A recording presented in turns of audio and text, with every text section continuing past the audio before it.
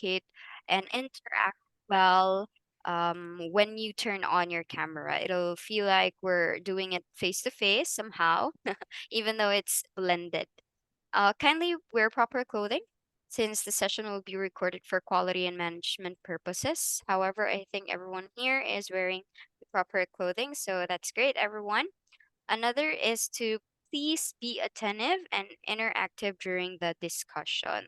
I don't see any problem here naman with this third rule kasi most of you are master students. I mean, all of you are master students, so you have a lot of experiences and a lot of things to share for us to be able to learn from one another today. So I'm excited to hear your relevant experiences in every discussion that we will be going through.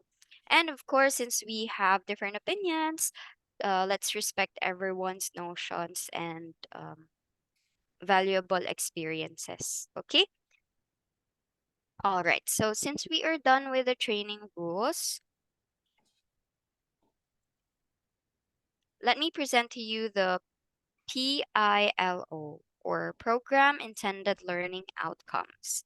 Our first ILO will be after the session this morning, you are expected to be able to understand the value of good governance and corporate social responsibility as an individual and for the community.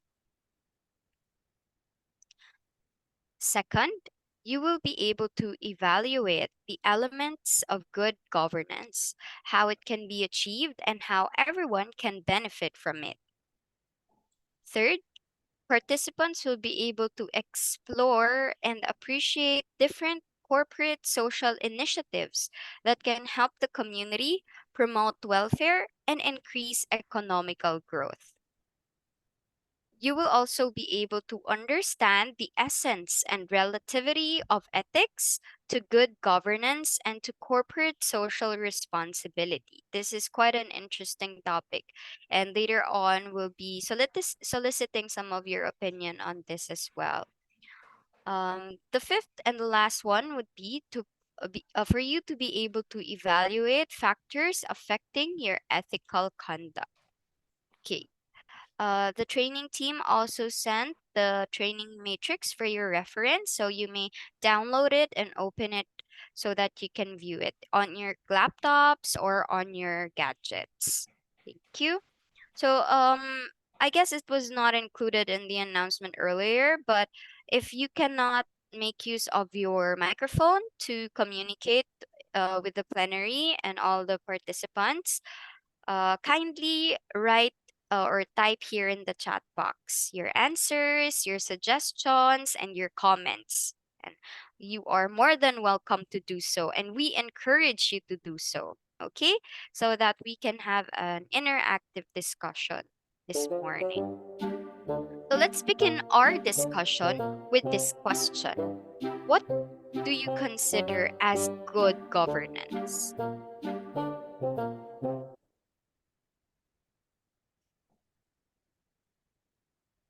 Okay, right. You can send your comments here in the chat box for your answer to this question.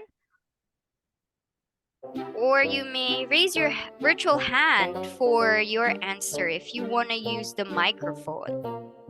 Any volunteers?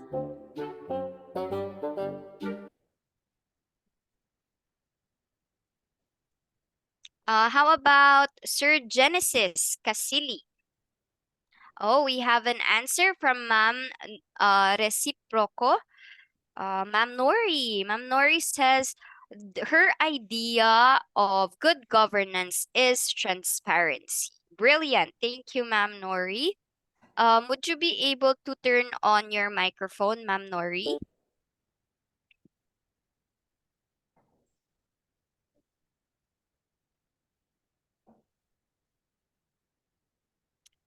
She is currently typing as of the moment. Okay. Uh, what else? What other ideas do you have? Or what do you consider as good governance? Maybe from what you have experienced in the workplace, what you've read from the resources that you have or your previous knowledge may be relevant in this question. Or um, from yes, I think someone did turn on their microphone. Okay. What about Sir Richard Villena? Yan. Hello, sir. Magandang umaga po. Magandang umaga, ma'am. Ayan. May konting feedback lang po, sir, but would you be able to share your experiences with us or your views about this question about good governance? Being a uh, being a public official, we must accountable to the people. Serve them with serve them with uh, highest responsibility and patience, dedication. Yan po. Ayan. Wow, thank you, sir, for giving us an idea of some of the elements of good governance. Later on, we will be discussing them, each of them one by one. Of course, Ma'am Nori also provided another element of good governance earlier, and she talked about transparency. She also elaborated it with her another message here in the chat box with the context of transparency. For me is it refers to being open and honest, exactly, and later on we'll be elaborating more on that and expounding on this idea. So hopefully will you'll be able to tune in and still be able to have some comments and suggestions here in the chat box. We will read it for you. Also, I found the comment of Sir Jerick. um, if it is well audited or with the highest COA rating. And that is good governance. Okay, and recognized by any award giving organization. So if it's recognized, accredited, and audited fairly with a high rating, then that's what we can call it has good governance. So I guess Sir Bara would like to point out the proof of efficiency and efficacy through evaluations and ratings. So thank you everyone for your responses, and I'm looking forward to more of your responses and suggestions here in the comment section. Okay, let's proceed to the introduction of our topic and focal discussion this morning. Let's begin with the definition. Okay, what is good governance? You've made mention of a lot of things earlier, which would refer to the elements that we'll be talking about. But by definition, good governance is the process of measuring how public institutions conduct public affairs and manage public resources and guarantee the realization of human rights in a manner essentially free of abuse and corruption and with due regard for the rule of law. Governance in this context can apply to corporate, international, national, or local governance, as well as the interactions between other sectors of society. So, by definition, governance is the process of um, making a decision that would impact the locality, the international or national level, or it can also be a process of decision making for the implementation of rules, regulations, or law, right? Just like in politics, where governance means the exercise of power. But with good governance, we would like to um, elaborate here on not only simply exercising power through the authority given to us or to a specific employee of an institution, but moving towards good governance, yung mabuting pamamahala talaga, not just simple governance, right? So with good governance, um, we take into consideration interactions, right? Okay.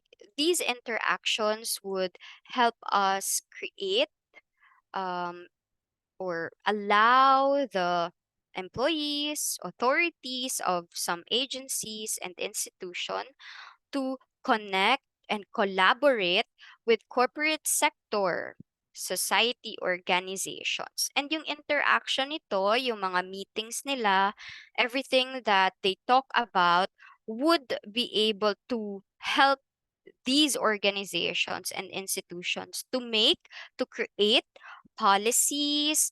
They would be able to point out during these interactions the prioritization, what needs to be prioritized for the government, for the locality, in the international or local level. They would also be able to discuss where to allocate resources and how to manage the resources that they have for the benefit of all its stakeholders. Stakeholders meaning the consumers, the suppliers, and everything that's involved in the institution and the government.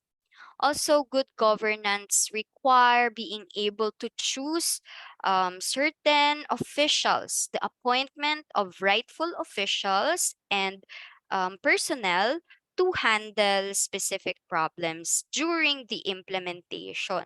So, simple governance would mean exercise of power and authority to govern people and institution or the locality or the nation in general. But good governance allows for interaction and collaboration with other sectors of non government and government organizations to be able to create a positive change in the lives of others, not only the ones involved in the institution, but also the ones who create those policies, allocation of resources, and the implementation of what they will be talking about. So let's learn more about good governance through this video. I'd like to share it with you. I will just raise the volume a little bit more. Okay, there you go.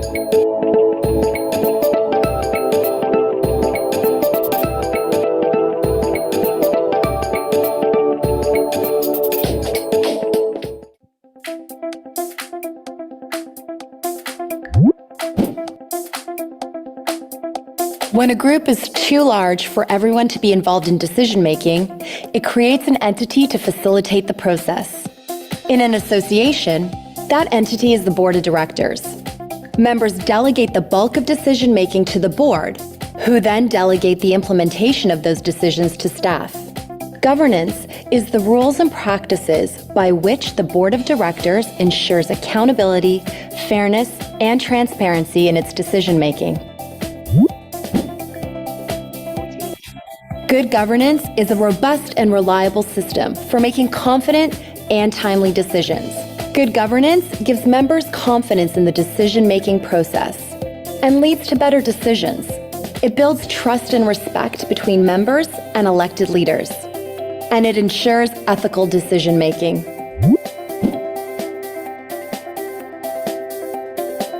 Governance determines who has a voice in making decisions, how those decisions are made, and who is accountable. The rules for governing are defined in the association's bylaws and other governance documents. Ultimately, however, it's the norms and actions of the association's leaders that determine the effectiveness of governance. Here are some of the most important characteristics of good governance.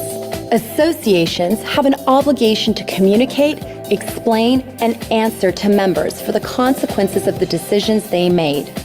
Members should be able to follow and understand the decision-making process, including how and why a decision was made. Board decisions should be consistent with relevant legislation, common law, and the association's letters patent. Boards make decisions based on what is best for the membership, which requires that they solicit and listen to their needs. Associations should implement decisions and follow processes that make the best use of available resources while mitigating risk. The rules and practices by which the board of directors operates determines its governance. Good governance ensures accountability, fairness, and transparency as the association works to fulfill its mandate.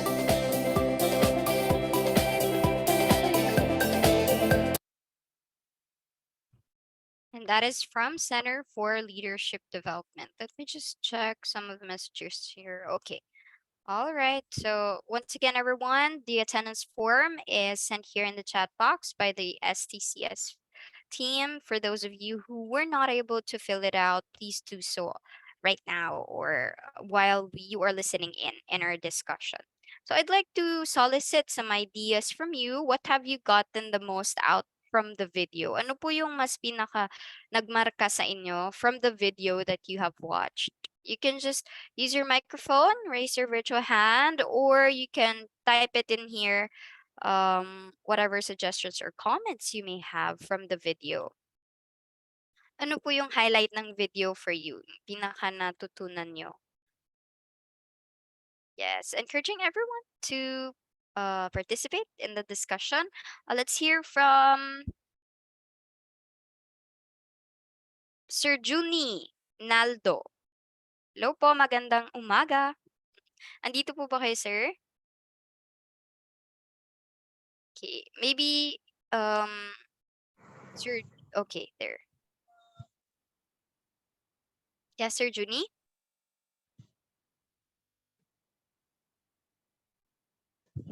Hello, ma'am.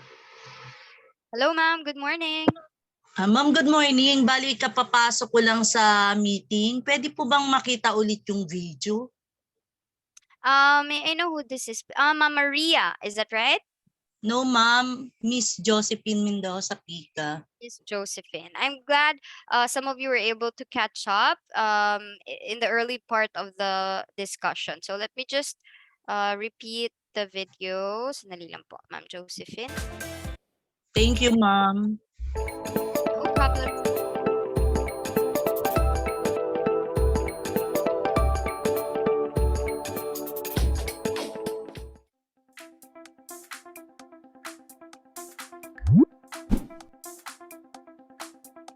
When a group is too large for everyone to be involved in decision-making, it creates an entity to facilitate the process. In an association, that entity is the board of directors. Members delegate the bulk of decision-making to the board, who then delegate the implementation of those decisions to staff. Governance is the rules and practices by which the board of directors ensures accountability, fairness, and transparency in its decision-making. Good governance is a robust and reliable system for making confident and timely decisions. Good governance gives members confidence in the decision-making process and leads to better decisions. It builds trust and respect between members and elected leaders, and it ensures ethical decision-making.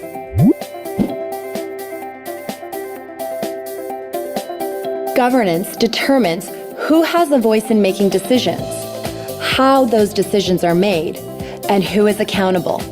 The rules for governing are defined in the association's bylaws and other governance documents. Ultimately, however, it's the norms and actions of the association's leaders that determine the effectiveness of governance. Here are some of the most important characteristics of good governance. Associations have an obligation to communicate, explain, and answer to members for the consequences of the decisions they made. Members should be able to follow and understand the decision-making process, including how and why a decision was made.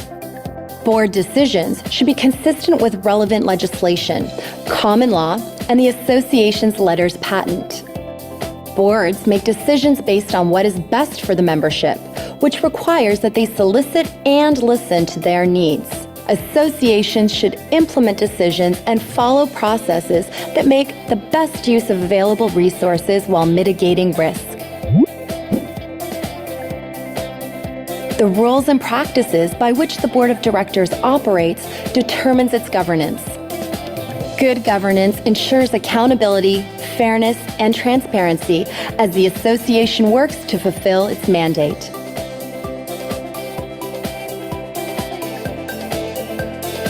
And there you have it. All right. Are there any volunteers for the comment or suggestions? Any insights? Ma'am Josephine, would like to hear from you po. Excuse me, ma'am. Yes, ma'am. Bali, narinig na ano ko na po yung video. So, bali dito po ay tinalakay yung what is good governance, how Yes. it is important, kung sino ba talaga yung may say sa decision making. So, for ma'am, napakaganda nung video.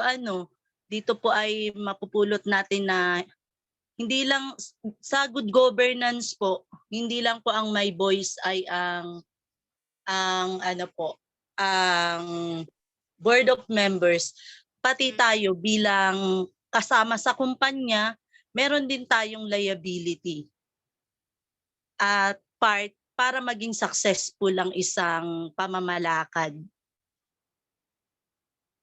exactly. Thank you so Yes. much, Ma'am Josephine. Thank And you po. and I can see someone raising their hand as well. Ma'am Mary Ann Gaspi. Hello po. Good morning. Yes, ma'am. We'd also like to hear from you po. Hello, good morning to everyone. I'm Mary Ann. As far as I understood it, the good governance comes with three general description, which is the accountability, fairness, and transparency. We are relying to these three concepts to be able to fulfill our mandate as an association, mandate of relying and communicating to our members and followers, that they can be able to understand whatever the members and the board members are trying to implement as the general rules. We also need to have confidence and trust and respect to be able for our followers and members of our association to follow us and to be able to be reliable as well. So in short, it's so important that the three concepts or the description of this good governance be implemented and should be followed by the head themselves first, and the rest follows. Thank you.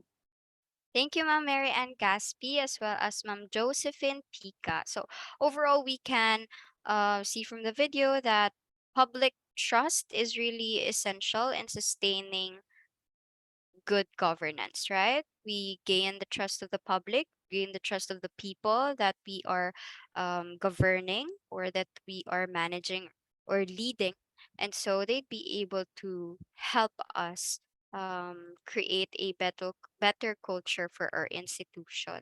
Ma'am Nanita Prena also says and emphasizes that good governance means you have trust to your subordinate and you are capable of new ideas. The people are free to, I guess Ma'am Nanita says that people in the organization are free to express their creativity, suggestions, and comments, also the feedback in order to better the services that they have. So thank you so much, everyone, for your insights. And I am sure that a lot of our participants here have learned so much from you.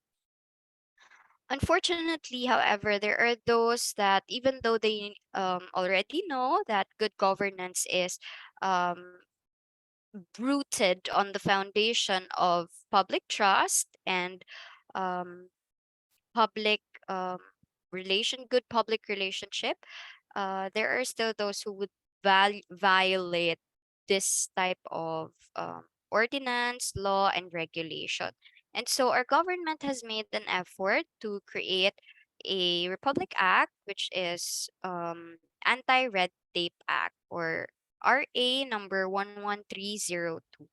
And in Section 17 of this RA, there provides for the creation of ARTA, the government agency mandated to administer and implement the said law and its implementing rules and regulations, and to monitor and ensure compliance with the policy on anti-red tape and ease of doing business in the country. So are you familiar with this law? Have you heard about it before? Can you raise your right hand if you have? So that we'll know how much we would elaborate on it. Yan. So I don't think I've see any virtual hands being raised. Sige po. Another comment, however, I see another comment here.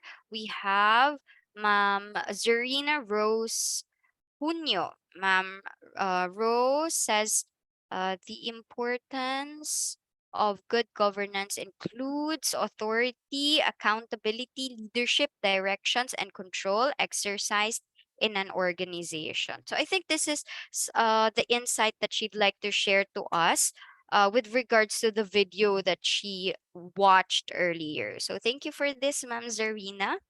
Another comment. Okay. So Ma'am Josephine, Ma'am Lani, and Ma'am Annalyn have heard about this law before and this RA. So that's good. I'm glad to know that even though this is not well in a lot of people are not well informed about it, at least some of us have heard about it already. And so let's take this chance to get to know this law better. ARTA emphasizes the government's commitment to fighting corruption in the bureaucracy by directing agencies, corporations, and financial institutions with government interest to develop citizens' charters to serve as guidelines of conduct for employees. Red tape is an idiom referring to regulations or conformity to formal rules or standards which are claimed to be excessive, rigid, or redundant, or to bureaucracy claimed to hinder or prevent action or decision making. Okay, I think I have another comment here in the chat box. Great, our chat box is really active, so let's keep up the energy. Accountability, transparency, and participatory are the elements to have a good governance. Thank you, Ma'am Chloe Romero. Later on, we'll be elaborating more of these elements, and I will introduce to you a framework on good governance. But going back to our discussion on ARTA, ARTA has emphasized that the not only public officials, no, but all officials are entitled to benefits, and these benefits of course come hand in hand with liabilities and responsibility. So of course in ARTA they emphasize some do's and don'ts, and we have to be able to take note of these. But the bottom line is this law emphasizes the ease of doing business and efficient government service delivery.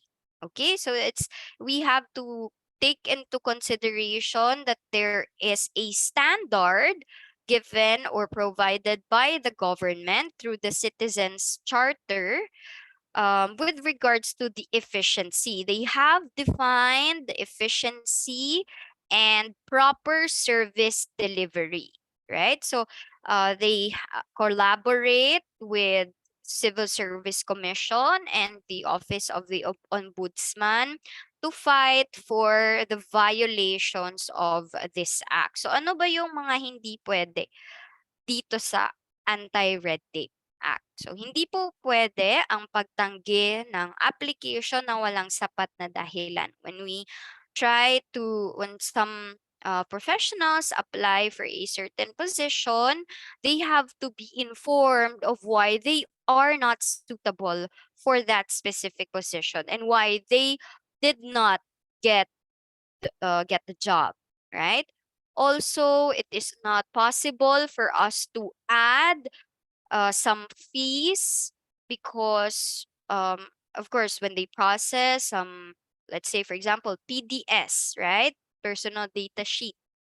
When we add some additional fees for notarization, for example, or other pertinent documents and papers, then this would also be a violation to this law, right?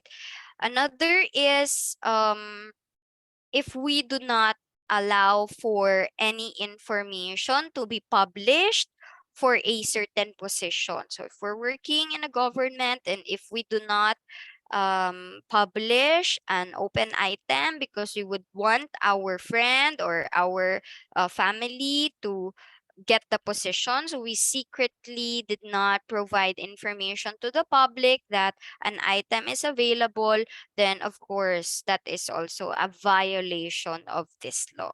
Okay, now with regards to the efficiency and service delivery, let's talk about the request process. When we request some documents, how long should we retrieve, or how long should we claim these documents? How long should we wait to claim for these documents according to this law or RA, right? So for simple documents lang, like probably a document that you need to retrieve, like for example, in your city hall or city mayor's office, you need to claim an LRN or LCR, any document, maximum would be 3 days, right?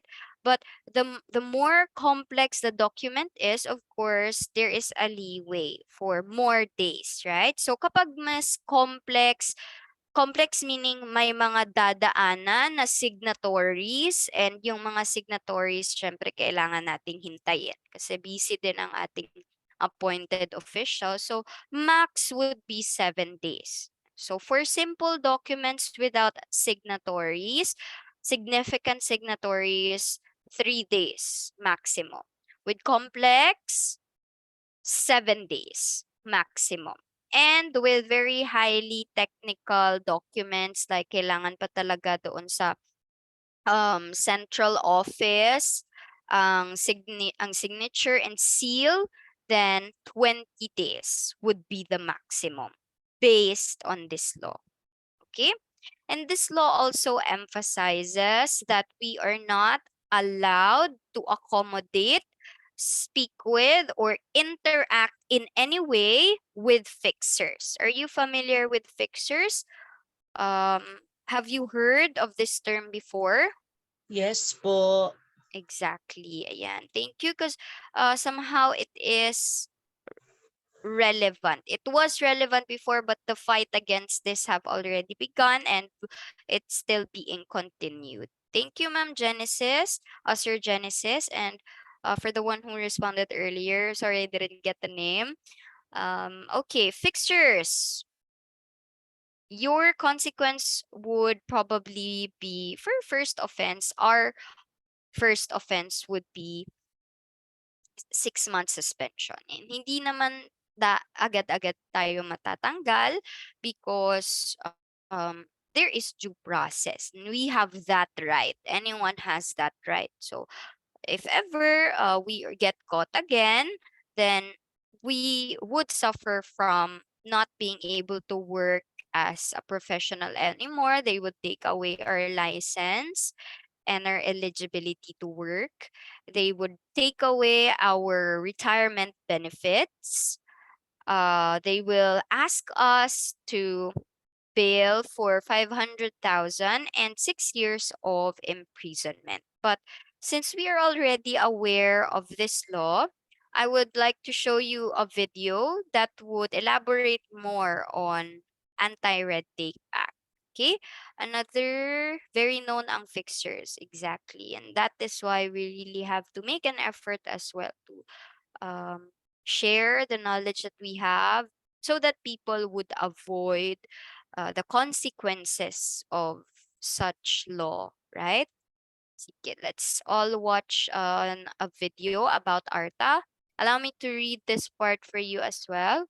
ARTA promotes accountable, transparent governance by cutting excessive bureaucracy and enhancing the local business environment. ARTA lives by the principle that public service is a public trust, and rooted in the idea of governance is really public trust. And we can only reach this, attain this by, as you've made mentioned earlier, many to mention, you like Nori and Sir Jeric, the main mention about accountability, transparency. Yeah. Thank you. Let's watch the video about ARTA. Pangarap ng batas na ito na maalis na ang red tape at korupsyon upang tuluyan ng mapabilis ang mga proseso ng gobyerno. Upang makamit ito, may dalawang landas na sabay na tatahaki ng ARTA. Nandito ang empowerment at enforcement. Una ay ang empowerment, kung saan bibigyan ng tulong at kapasidad ang mga ahensya ng gobyerno para mas streamline, ma-re-engineer at maiangat nila ang kalidad ng kanilang serbisyo. Tulad ng regulatory impact assessment, kung saan ang mga proposed na proseso ay sinisiguradong may progressive na effect. At ang regulatory management system para patuloy na maging effective, productive at efficient ang proseso ng mga ahensya sa pamamagitan ng pagsigurado na ang lahat ng ating mga regulasyon, batas at polisiya ay dumaan sa masusing pag-aaral. Pangalawa ay ang enforcement, kung saan ang mga ahensya na lalabag sa batas ng ARTA ay papatawan ng naaayon na kaparusahan. Guided by these two pillars, our gift of productivity and efficiency to the people will be just a step away. Approve ka, ARTA!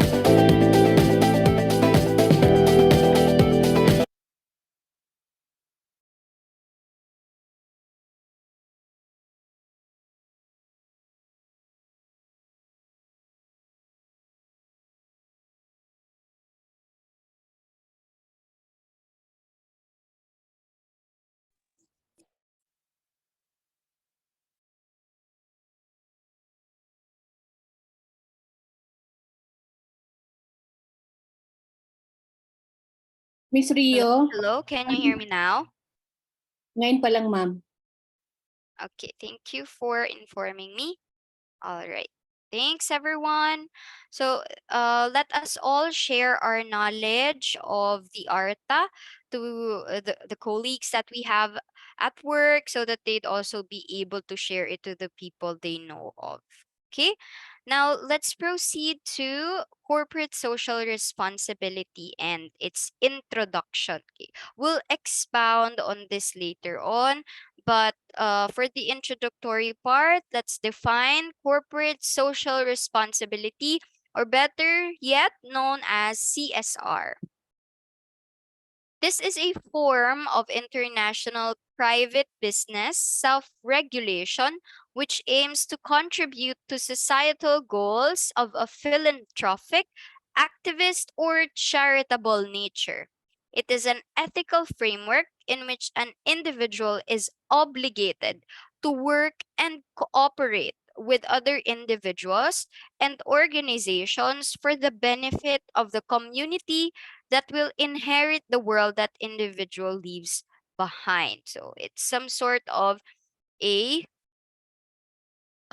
combination of a lot of different elements. So later on, we'll be talking more about that or those elements.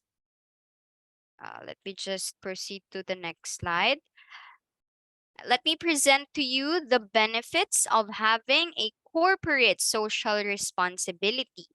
So once we have good corporate social responsibility, once we have implemented CSR in our organization, sino po ba dito nagtatrabaho sa public as of the moment?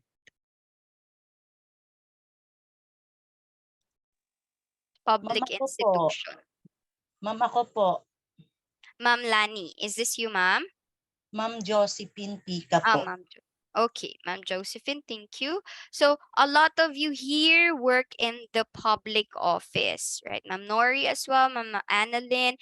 This does not mean that CSR is only applicable to those working in the private sector. Of course, later on, once we have discussed the value, the process of CSR, I would also like to gain some, we would also like to hear some of your insights on how you think you would be able to incorporate the idea of CSR as a public employee. Kasi CSR is globally focused on the framework for private sectors, right? So later on, we would like to solicit your insights po on how you can apply it as a public official. So going back to the slide, if you're working for a private sector or company, once you incorporate a CSR in your organization, you are expected to have increased employee engagement. No? So what really is the focus of CSR is the combination of economic progress, social justice, and environmental preservation.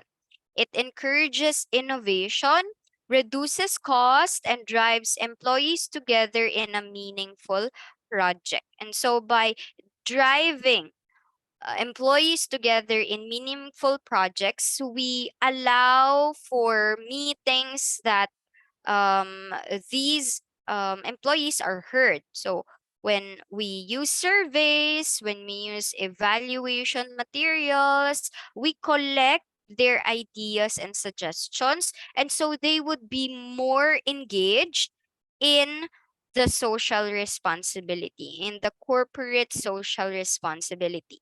And in return, they would feel that they belong to that organization because they have a say to what the organization will do next, or they have a say in the creation of goals and objectives of that institution.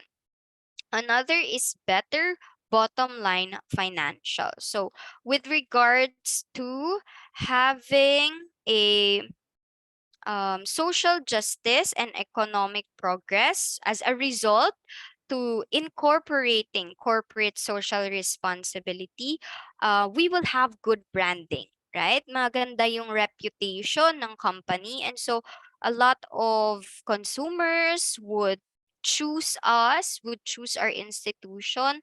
A lot of suppliers would coordinate and they would join in an agreement with us to work in a lot of projects together. We would also have some of their discounts. And so kapag merong mga discounts from suppliers, we already know that uh, the financial security of the company is brighter, right? Kasi when we engage with suppliers, sometimes they give us not just discounts, but also a rebut or some kind of refund that they would like to share to us because we have good relationship with them. And so the bottom line there is that we will have a better profit in the market. Another is more support for local and global community because we will be engaged in philanthropic activities, activities that would help the government, the local communities. For example, our specific barangays, meron silang mga projects to help. For example, they would like to create a school for children who were abandoned by their parents. If our company would like to be involved in those projects, then of course we would also get the support of our local community. And that would have a ripple effect, which would probably result to a support from the global community. Kasi we will be recognized not only nationally, but internationally. Okay? Once we coordinate and um, also support our local community. Another is the increased investment opportunity. So, for example, we have proven that our brand is worthy of being in the top spot. Also, we have good relationship with the people around us, our suppliers, our stakeholders, the consumers, the local community. Then, of course, investment opportunities are at hand, right? A lot of investors would be curious about us. And so we would have the opportunity to meet them and share to them the vision of our company. And hopefully we could work with them, right? Another is press opportunities and brand awareness. So the more investors that we have, the more we will be known for our good branding, our good relationship with others and our stakeholders. And so probably we would be able to be published online on a positive light. Would be published through social media, through other news sites, news websites, or we would be interviewed by the press, probably. So, kapag nag-boom yung business natin or we have a lot of economic growth and profit, of course, some business enthusiasts, some startup companies would like to learn from us.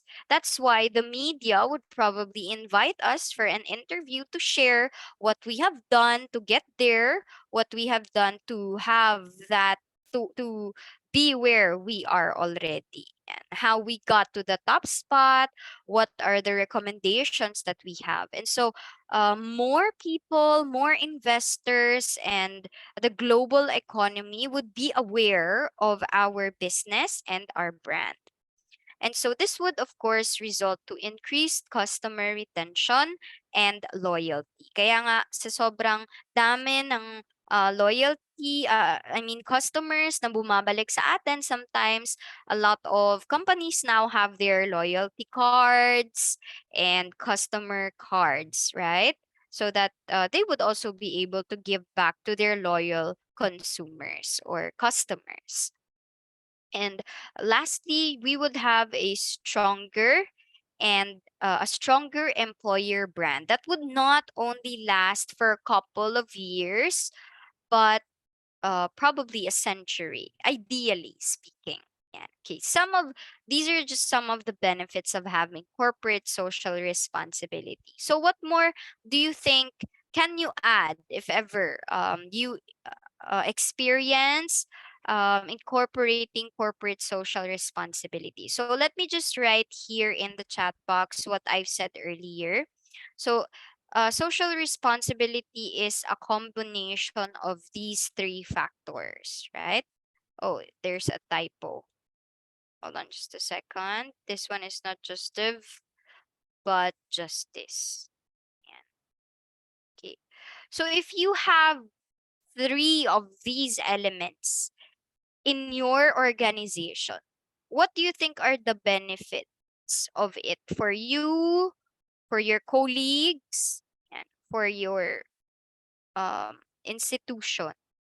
Okay. You drop the comments here in the chat box. And let's see, for those of you especially who are working in the private sector, ano pa dito sa tingin nyo yung hindi na-mention na benefits ng corporate social responsibility?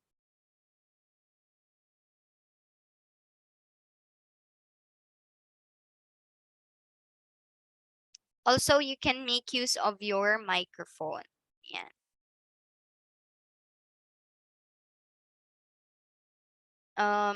Let me just ask. Sir, Ma'am Sally Buena, Ma'am Sally Buenagua, right? If it correct me if I'm wrong. But Ma'am Sally, are you currently working in the public sector po or private institution? Public, ma'am. LGU Iriga. I see. Okay. Thank you, ma'am. Oh, Ma'am Nori, as a public official, says that she will also contribute to being a role model for ethical responsibilities. Yeah. Thank you, Ma'am Nori. Ma'am Josephine says that with that, we can have more opportunity to grow. Ayan, personally and professionally. Same with our colleagues. Definitely. As the company grows, the employees would grow as well. So there will be more talented professionals who would apply for the company. And so you, as a previous employer, would be given a chance to handle a authoritative position, a position of leadership, right? So that you'll guide them on the SOPs at work. So you would have a professional growth, exactly. Being just fair and right. Ayan. By Ma'am Norilet. Okay, so yes, exactly. You would also be hitting your target on ethical responsibilities once you incorporate CSR in your organization. Thank you so much, ma'am. Okay, another is Ma'am Eileen says that as CSR increases revenue, help companies become sustainable, more employee participation and satisfaction. Thank you, Ma'am Eileen. And if ever employees are satisfied at work, then definitely they would not choose a company that would offer them a higher position, right? They would still remain in the company because of the satisfaction that they experience there, and because of the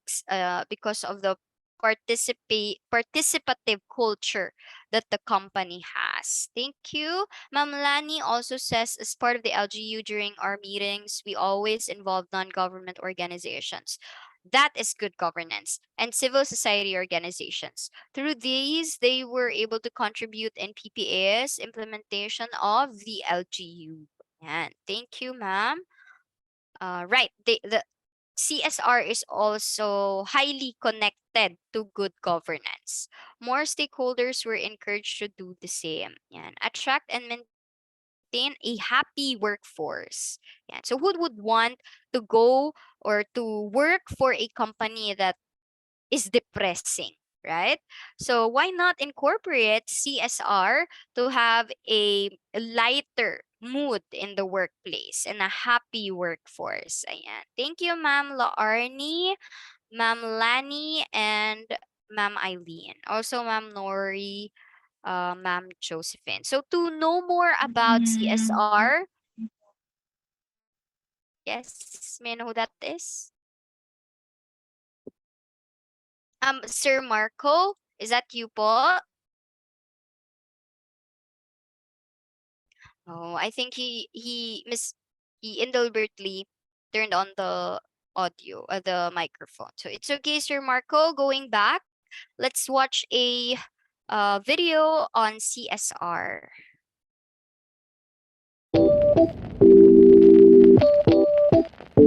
Businesses have historically operated in pursuit of a single goal: maximizing profit. Yet, over the past several decades, that's changed. Many business leaders have come to recognize they have a responsibility to do what's best, not just for their companies, but for people, the planet, and society. This idea is known as corporate social responsibility, or CSR, and it's led to the emergence of companies that carry socially responsible designations, such as B corporations, social purpose corporations, and low-profit limited liability companies. What corporate social responsibility means varies depending on an organization's goals. At its core, it's a form of self-regulation expressed in initiatives and strategies.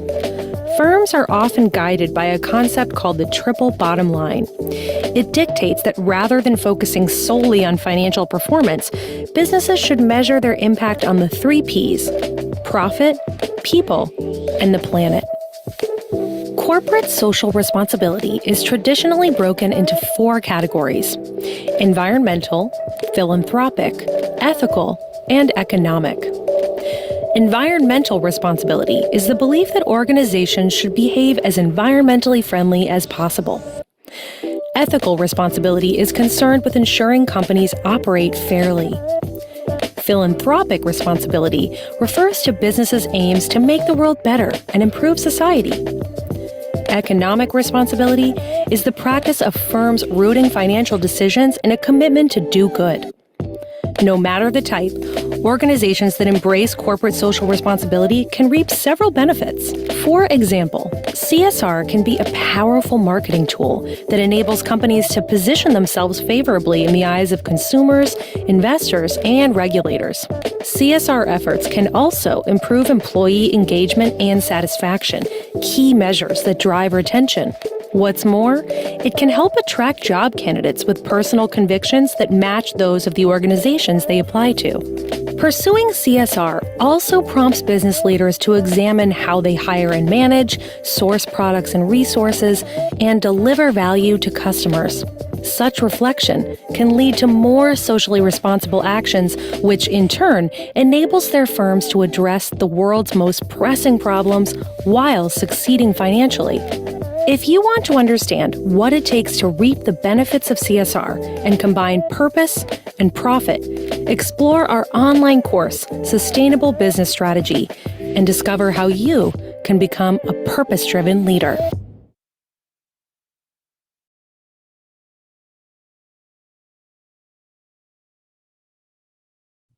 Okay, any more insights from the video that you've watched? Also, if you want me to repeat it, it would also be okay. Sir Gerald says CSR must always consider to promote balance between internal and external stakeholders.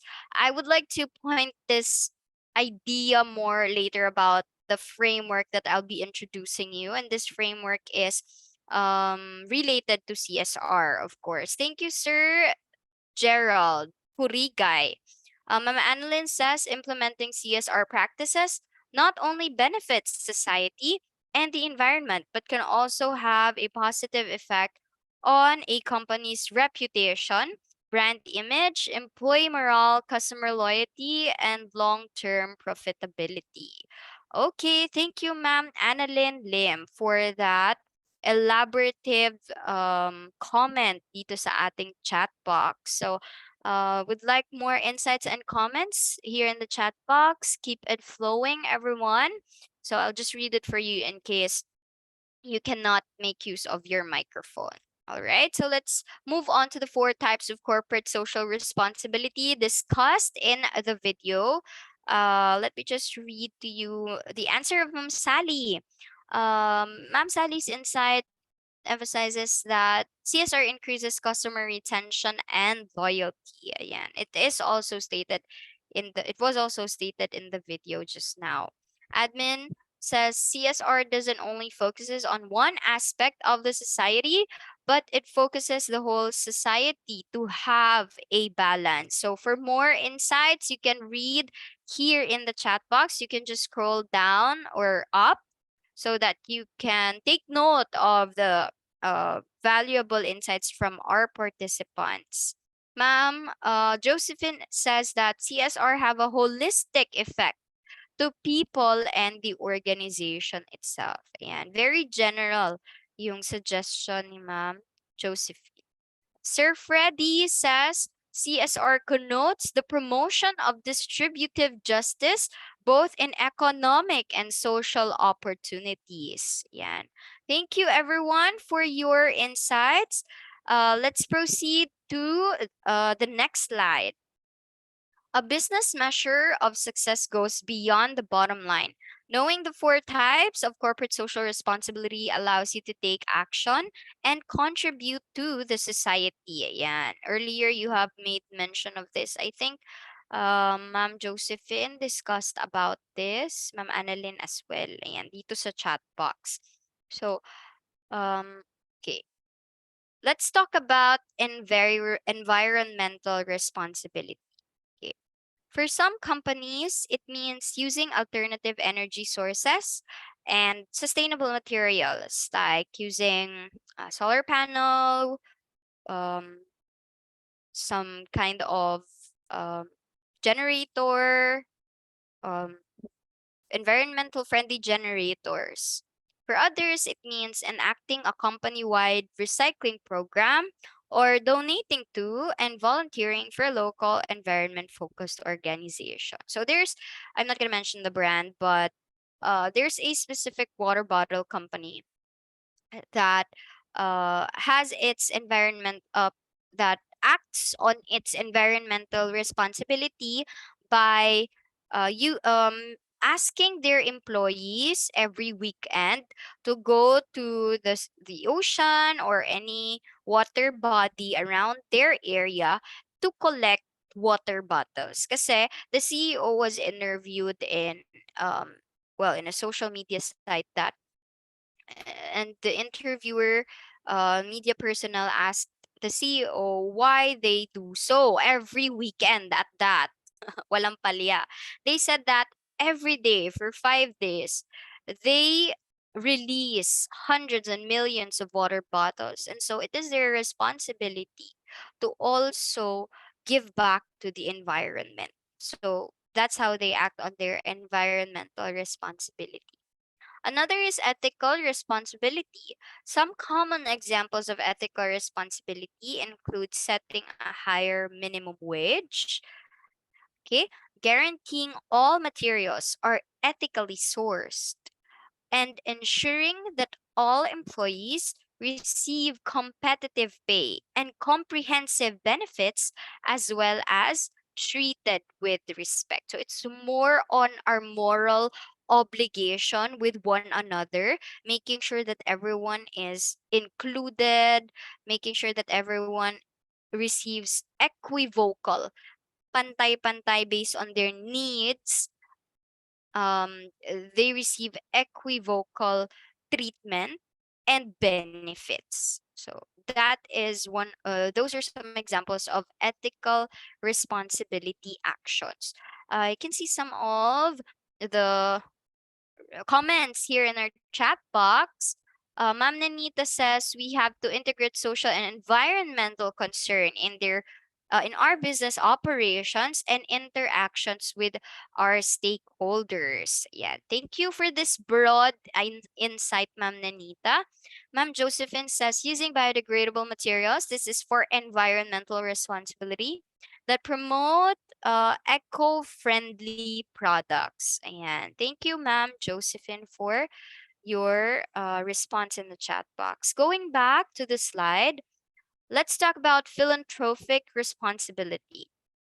This philanthropic responsibility can be as small as scale as sponsoring a local nonprofit's annual fundraiser, or as large scale as donating a percentage of a business annual earnings to a prominent cause. Okay, so actually, philanthropic and ethical responsibility are somehow related. Sometimes they are interchangeably used. And I think I hear someone in, let me check. Okay, it's Sir Marco. So I'd like to ask Sir Marco to please mute your microphone or turn your microphone into mute. Yeah, thank you, Sir Marco. Okay. Another suggestion from Sir Freddy. CSR succinctly saying a manifestation of taking care of the nature for intergenerational benefits while making profit as its primary objectives. Oo, economic responsibility talaga, as what our prominent economic uh, prominent economic personnel, Sir Freddy says that while making profit, we have to integrate nature benefits. Yeah, nature for intergenerational benefits. I see. Okay. I lagged there for a moment. Probably he's thinking way past the present time, right? Of course, we will benefit. Our generation will benefit from companies doing economic responsibility, living up to the expectation of people, but not only this generation will receive that benefit, will enjoy that benefit, but also the generation to come, our children and the next generation after them. Okay, thank you for that, Sir Freddy. Ma'am Josephine says giving educational assistance can be part of philanthropic responsibility. Yes, of course. We have a lot of business organizations that have scholars. They have their, like, for example, the SM community. They have a lot of scholars out there who enjoy the benefits of their philanthropic acts. And thank you, Sir Marco. Would like to uh, ask you to please turn your microphone off. And thank you po, Sir Marco. And of course, we encourage everyone to still interact in the chat box or make use of your microphone. You can make use of your microphone, everybody. Just please raise your right hand para hindi po tayo sabay-sabay marinig sa audio. Ayan. Okay, moving on, economic responsibility. So economic responsibility is the foundation of all the responsibilities that are expected of us by the society. This could mean that a business signs a contract with a supplier that uses sustainable materials, even if it costs more. Another example of economic responsibility is when a company commits to a transparent salary system for a fair compensation. Yan.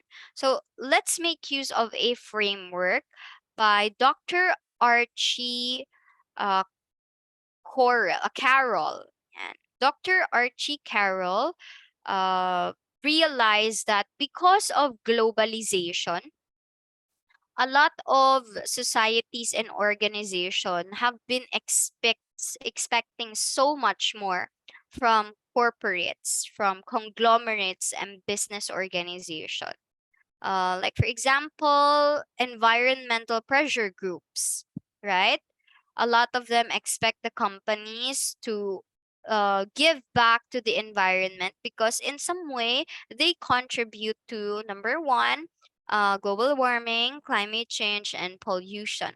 And so, um, realizing this, Dr. Archie Carroll gave or created a framework for CSR. Yan. CSR was already known even before Dr. Carroll has provided this framework.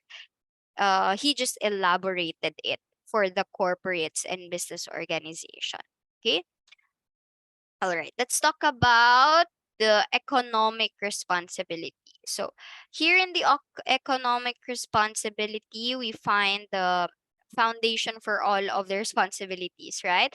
How are we going to exercise legal responsibility, ethical responsibility, and philanthropic responsibility if we don't have budget, if we do not have enough finances and economic profit for us to exercise programs, implement programs, and do philanthropic responsibilities. So, out of all the responsibilities expected of a business organization, economic responsibility is the topmost priority.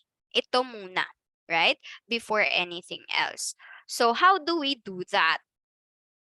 You have here a guide towards economic responsibility. Yan. Dito sa right side natin, we will be guided on what to do for us to achieve or meet the expectation of the public. How do we become profitable? We have to fulfill a market need, provide investments, create jobs, pay taxes, provide a foundation for other responsibilities.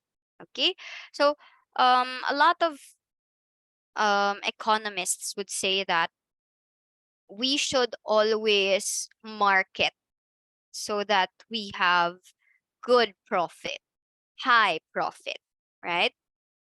But Dr. Archie Carroll emphasizes that we have to make sure that our products and services are top quality. And we do not get this top quality mark by accreditations, by ratings alone. We get this from the experience of the people. As you've noticed, a lot of American brands have quality in their products, right? Top quality, high quality. But then a lot of people would still choose the products from Japan. That is because we experience that high quality product. We do not just read it from accrediting bodies. And so that is why we have to maintain the high quality of products and services. So we get to have profit. What are the rules of the game? Let's proceed to legal responsibilities. We have to make sure that we obey law and regulations, as well as what society codifies as right and wrong. Doing what is required by stakeholders. Sino ba itong mga stakeholders natin? Board of Trustees, the employees, the suppliers, the consumers, and the customers, right? We are all part of the stakeholders. And so there are specific regulations and laws that protect each of these stakeholders' rights. Kaya, let's say for example, um, environmental pressuring bodies, right? Or groups. They want us to give back to the economy. And so they would present some legislations and republic acts related to protecting the environment, like Clean Space Act, for example, and they would want you to follow it. As a corporate, would you brush them off? Would you tell them that it's out of our scope? It's not our responsibility? Of course not, right? We have to obey and hear them out because the law is there to protect them and, of course, to protect us as well. Let's move on. Once this is satisfied, once it is fulfilled, we can move on to ethical responsibilities. Okay? So we cannot actually move on from one responsibility to another. Like we skip to legal, skip to philanthropic without starting from the bottom. We have to begin from the bottom part of the pyramid, according to Dr. Archie Carroll. Okay? All right. So once legal responsibilities are fulfilled, you can move on to ethical responsibilities. You can ask questions like what is right, just, fair, and what is expected in our behavior, right? Avoiding harm, fostering good relations with stakeholders, following the law, and the arising obligations. So ano ba yung obligations for some obligations that a company has for their employees? Of course, number one there is safety, right? More than the benefits, the uh the remuneration, safety and security. As simple as ngayon na tag-ulan, right? It's June and marami ng lamok everywhere. So what should the company do to protect us from insect bites and other viral bacterial diseases from these mosquitoes, taking into consideration safety and security? So of course, that's also part of their ethical responsibility. Kasi hindi naman lahat ng andon sa company are employees. Andun din ang consumers, suppliers, and board of trustees, right? So that's just a very typical example of ethical responsibility. But of course, I know that you can think of a lot more. So once that is fulfilled, you can do some philanthropic deeds and acts. What is good and desired by society, or what is needed by the society? You can begin in the micro level, first in your local government, and if that expands, probably you can proceed on a macro scale. Implementing codes of governance and ethics, improving quality of life, being good corporate citizens. Okay? And of course, assisting the the vision of the current employee in your local government. Yan. Existing legislations as well. For example, sa SK, marami din silang mga implementing programs, but they don't have enough budget for that. A lot of our youth have great minds and great ideas, but unfortunately, the funds are not enough to support these ideas. Some of them are innovators and creators in their own rights, but unfortunately, wala masyadong funds yung government. So the corporates and organizations can help them with that, with of course a proposal. Yan. Proposal from them first. We have some insights in the chat box, so allow me to read them for you po. Here we have Ma'am Josephine. She says, in economic responsibility, it may include livelihood program. Wonderful.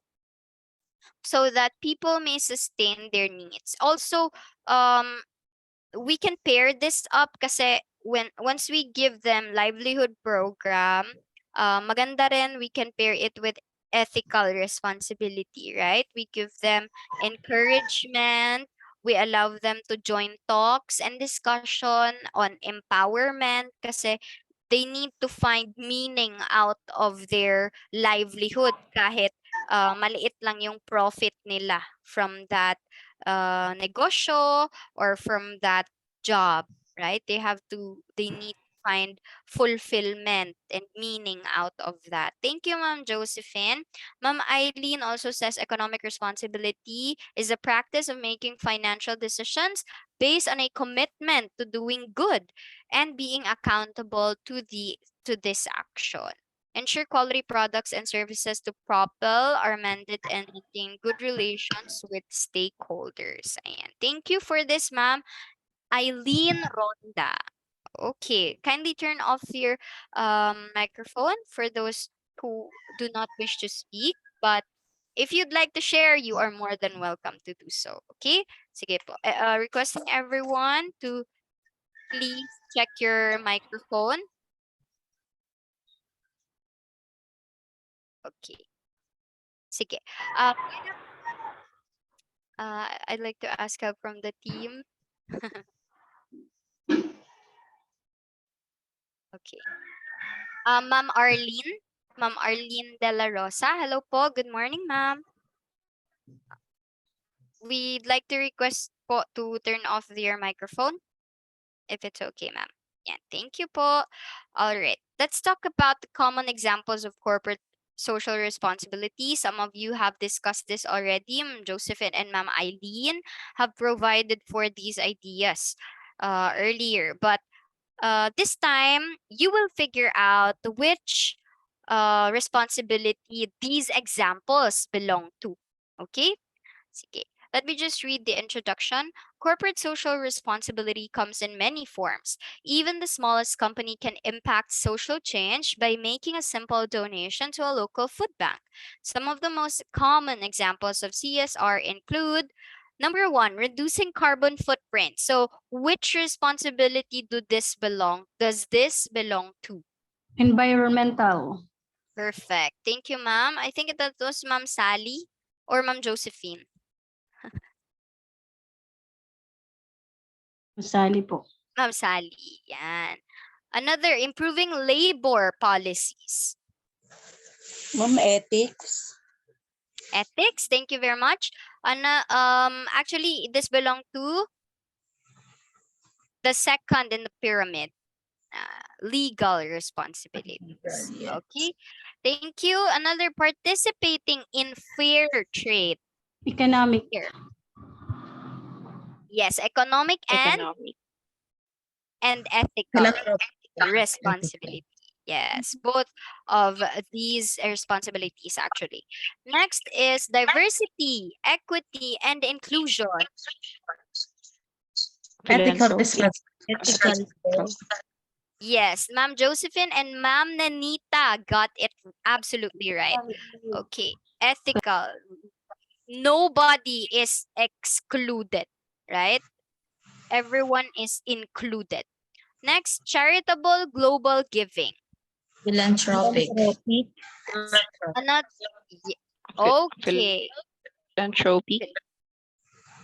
Yes, exactly. Philanthropic responsibility. Community and virtual volunteering. Philanthropy. Philanthropy.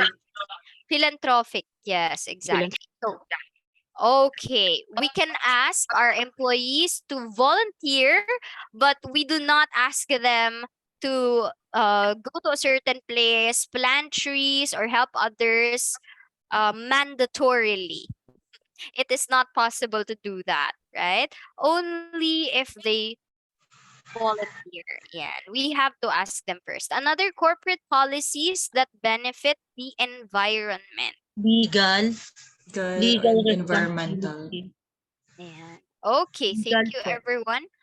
Wow, thank you. So earlier I've heard about LGUs being summoned in the meeting during um a public officials meeting yata po yun. I'm not sure if I remember it correctly.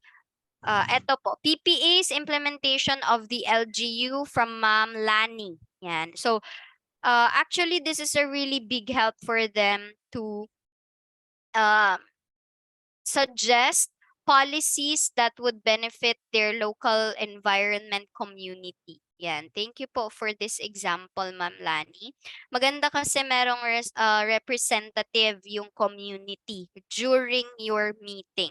Yan. They would be heard, their ideas would be solicited, and most especially, problems would be enumerated. And so you can begin with solution-based programs. Another is socially and environmentally conscious investment. Saan po ito? Economic, ma'am. Yes. Okay, it hits environmental responsibility and of course economic responsibility. Yan. Thank you very much, Ma'am Josephine, and for the rest of the plenary who joined in the little activity that we have. Okay, let's begin with the key elements of good governance. Okay po ba kayo lahat? Just checking in on you. I hope you're all still active and listening in dito sa ating discussion. So we have here, we're done with the introduction. Previously, we've talked about the definition of governance, the difference between just governance and good governance. We talked about corporate social responsibility, some of its basic essential elements. And so this time, we'd like to move on to expounding our knowledge about good governance. So these are some of the elements na na-mention nyo earlier during our discussion on the beginning part of our seminar, right? Sabi nyo, accountability. When you hear the word the idea of good governance, you immediately think of accountability. I think transparency also was evident in the discussion. Participation also was discussed earlier. So great work. Ibig sabihin you are knowledgeable about good governance already. Just a little additional info lang yung kailangan. Okay, governance refers to structures and processes that are planned to ensure accountability, transparency, responsiveness, rule of law, stability, equity and inclusiveness, empowerment, and participation. Governance needs to have some characteristics or indicators to make it good. So you can read some of the essential elements of good governance. Yeah. Okay, let's dissect each of them.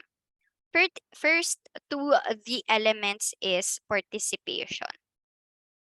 Participation in the concept of good governance here is an opportunity for everyone to voice their opinions through institutions or representations. Yan, gaya ng insight ni Ma'am Lani earlier. In addition, everyone without exception has the right to freedom of association and expression. Yan. So how do we do this? In participatory government, like for example, our democracy, we are governed by democratic leadership. And as you recall your previous knowledge on leadership types, we have a type called democratic leadership. And so because we implement this type of leadership in our institution, constitution, we would listen to the voice of the people through our representatives. The representative senators that we hire during election, the officials that we hire during elections, and also during the meeting, just to like what you have made mentioned earlier, there are some representative, for example, of the youth. Kung may mga projects, may mga problems ang youth sa local community, their representative would join the meeting of the leaders of, let's say, your congress, right? Or your district. They would join in that meeting. Kung meron namang problems ang mga senior citizens sa community or yung mga homeowners, their representatives would join in the meeting for improvement or for creation of programs to alleviate their situation or their problems, diba? So that is why we really have to be able to take into consideration participation sa good governance. Without participation, there is no good governance. Forget about its concept. Okay?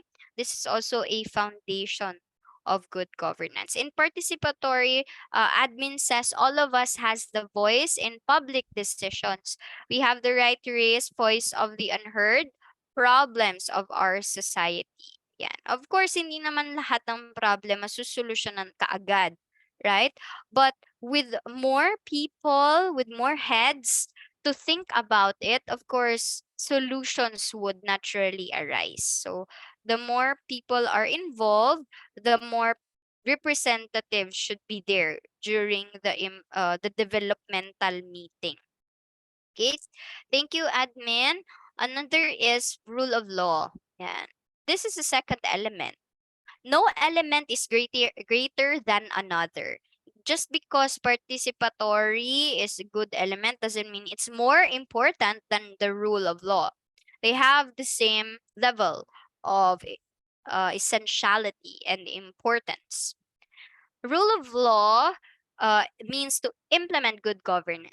The legal framework in the country must be enforced impartially, especially concerning human rights.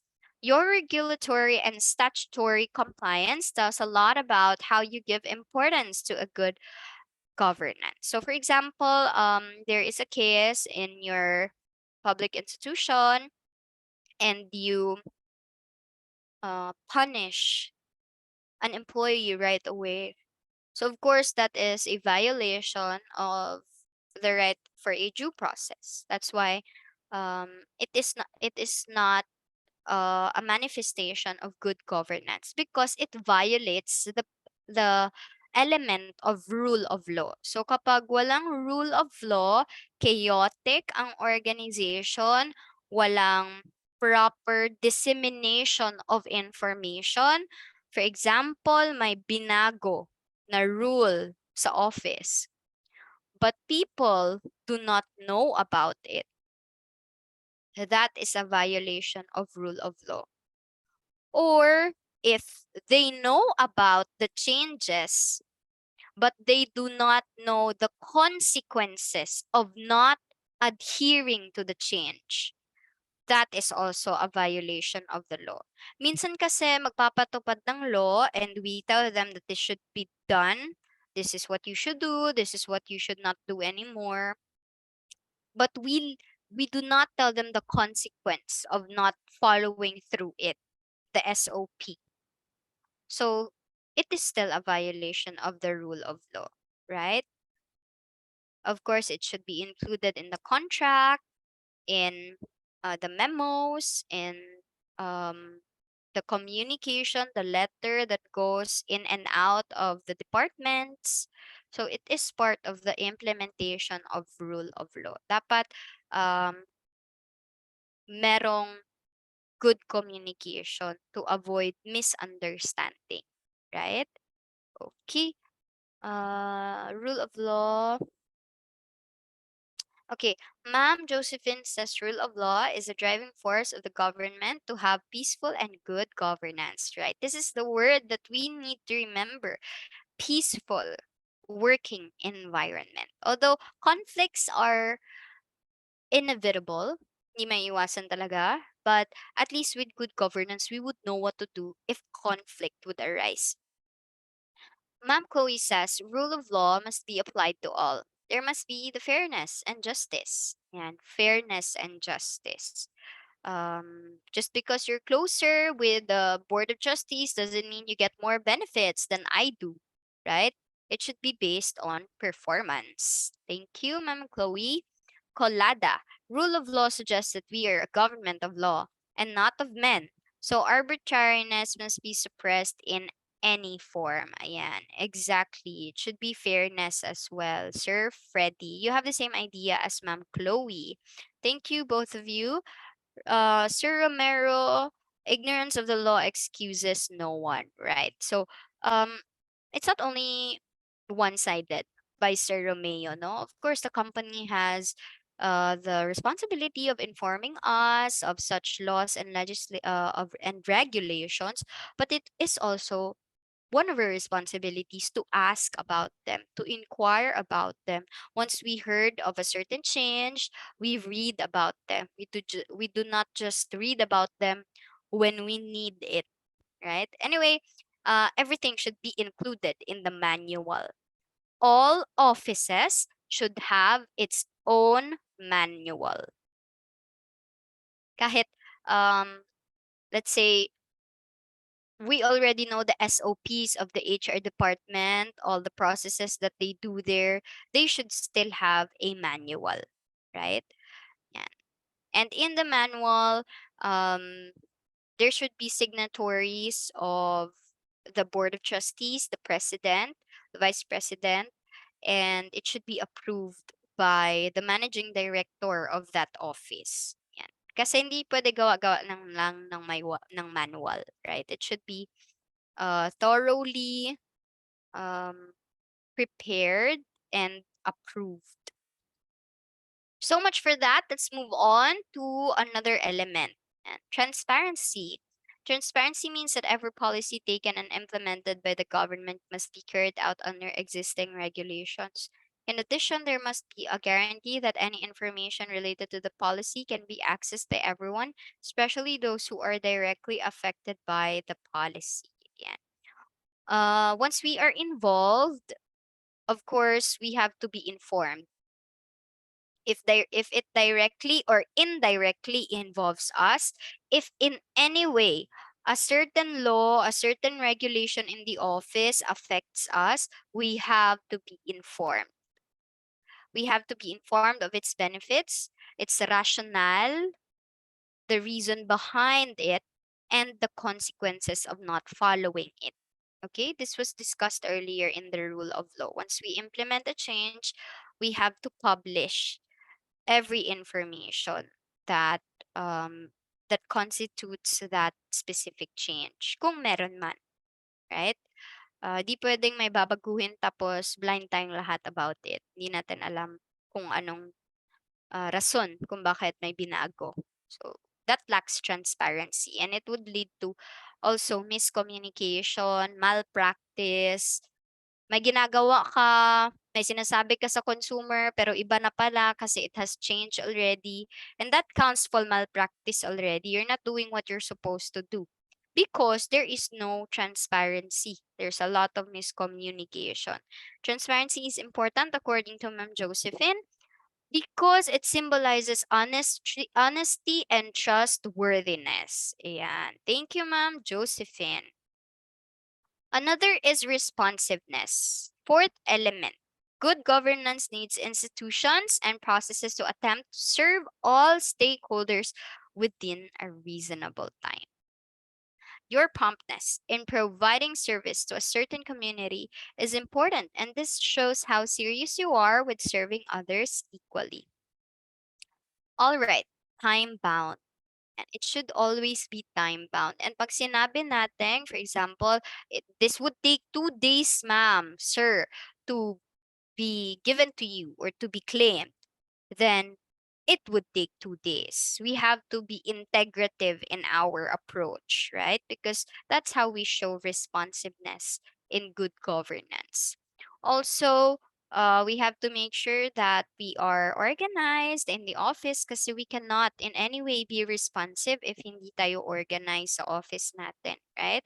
We would always look for files for hundreds of hours and minutes kapag hindi tayo organized. So we can make use of EDRMS or other tools to help us with that. Okay, let's move on with key elements number 5. Key element number 5, consensus oriented. Ma'am Nanita says, in accordance with the 4th element, public services are delivered and requests or complaints are responded to with a reasonable time frame. Exactly. I forgot to mention this. The complaints should be dealt with accordingly. The longer you the longer that we provide solution for a certain problem, the more complex it would become, the bigger it would become. So while it is still well, the iron is still hot, we have to strike it right away. Thank you, Ma'am Nanita, for reminding me of this. Ma'am Hazel says embracing openness and responsibility for their decisions. Public institutions can better serve citizens and restore trust between the government and society. And trust is really important, right? Also, we don't want a lot of complaints. A lot of people now press their complaints on social media. So it would really be bad for our brand and for our institution if we do not have this element checked regularly. And so monitor talaga natin yung responsiveness natin.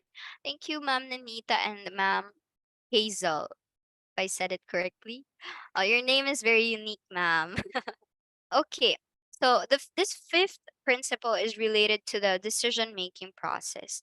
When the decision-making process cannot accommodate everyone's wishes, then at a minimum, the decision must be a decision that can be accepted by everyone and does not harm anyone. Hindi kasi sa lahat ng pagkakataon, although we must admit, consensus is there, is provided for us, is aimed by the organization so that everyone would be heard, all their problems solved, and the organization would have a better workflow. But everyone cannot be uh, everyone cannot be accommodated at once, right? Gustuhin man natin, but uh, iba-iba kasi tayo ng opinion, and maybe our opinion and suggestion may not be needed as of the moment. Maybe it is still needed, but we can use it for a later time.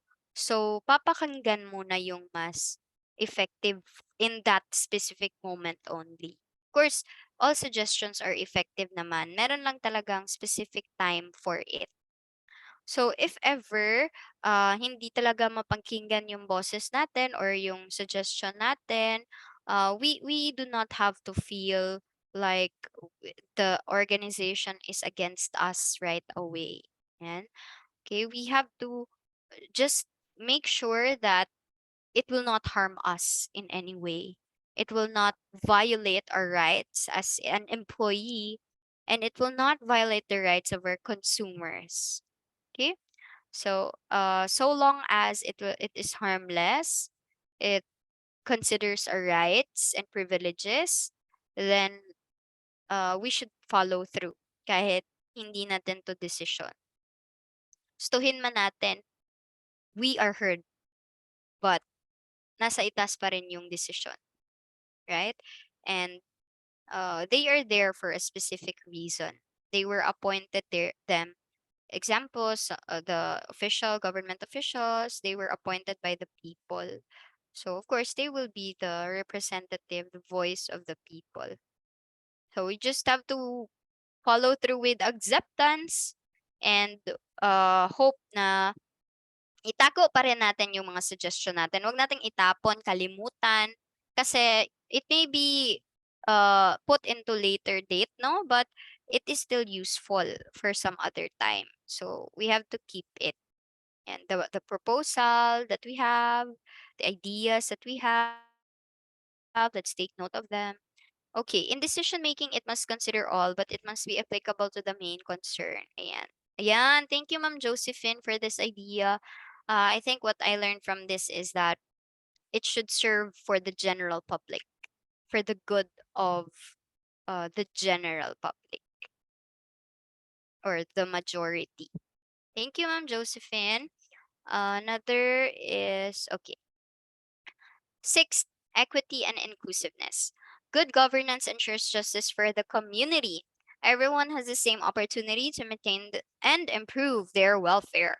Thinking of ways for inclusivity helps with the attainment of good governance. This means that every interest of everybody is considered and treated fairly. This is easier said than done. But there are some examples for which this is highly implemented. Like as you can observe in all the applications in the government, uh, there is a note there right below the qualifications. All SOGIE members, all persons with disabilities are encouraged to apply. We do not discourage any of your disability, any of the people who have disability to not apply, right? Of course, you can also observe in our local government. Here in Davao City, our local government has a lot of persons with disability working in the government. They are assessed thoroughly, and based on their skills they will be put on a certain department where they would be able to contribute a lot, right? So equity and inclusiveness. So what about in your local government? I'd like to hear from you, so kindly send a message here in the chat box. Place your ideas how we can help equity and inclusiveness to better proliferate in the community, to just uh dissolve the idea of stigma that just because they have disabilities or that they are minorities, they will not have contributions anymore and they are left for charities, and um, they are left for um, some fundraising activities only. So they of course can contribute as well. And so that's one example of giving equity and inclusiveness, right? Yes, Ma'am Josephine. Yes, ma'am. Example lang, ma'am, nito is pagdating sa DepEd, no? Yes, ma'am. Nagkaroon tayo ng program na Education for All. Ibig sabihin, kahit yung may mga special needs na bata, pwede na silang mag-aral. Kagaya ng mga halimbawa, yung sa alternative learning, yung mga pwede nang magbalik-aral, yung mga dating out of school youth. So yun, ma'am, nagkaroon dyan ng Wow. inclusivity. Yun po yung sa pagdating po sa DepEd. Yun, ma'am, yung may ibigay kong example. Wow, thank you, Ma'am Josephine. Are you affiliated with DepEd as of the moment?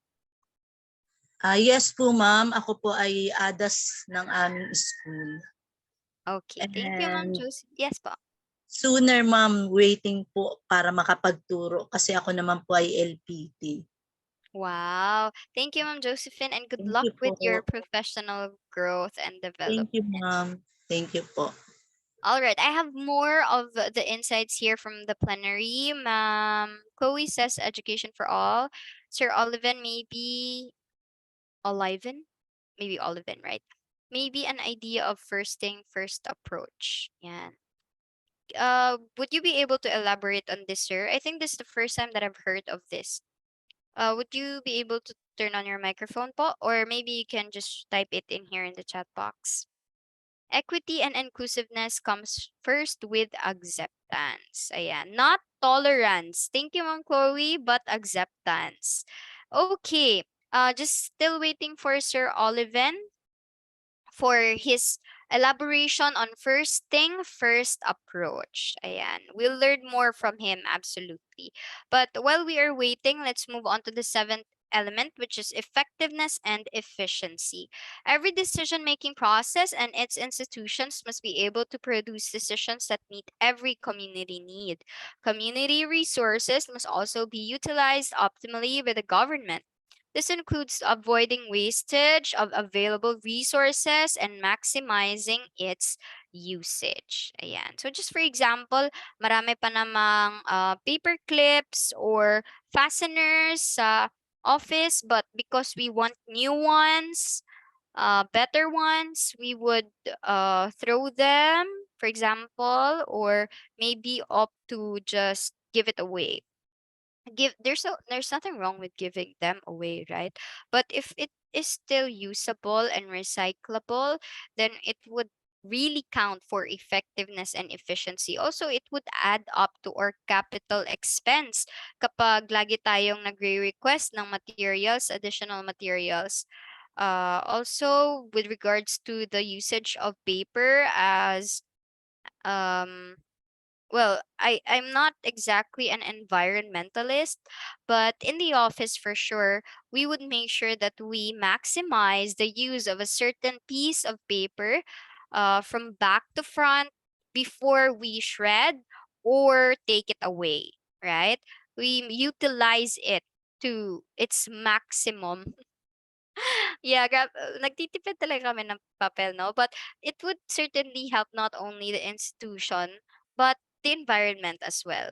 I mean, if one person does it, maybe it doesn't have much effect. But if one organization does it, of course, and this organization would do so for many years, then it would make a positive impact, right?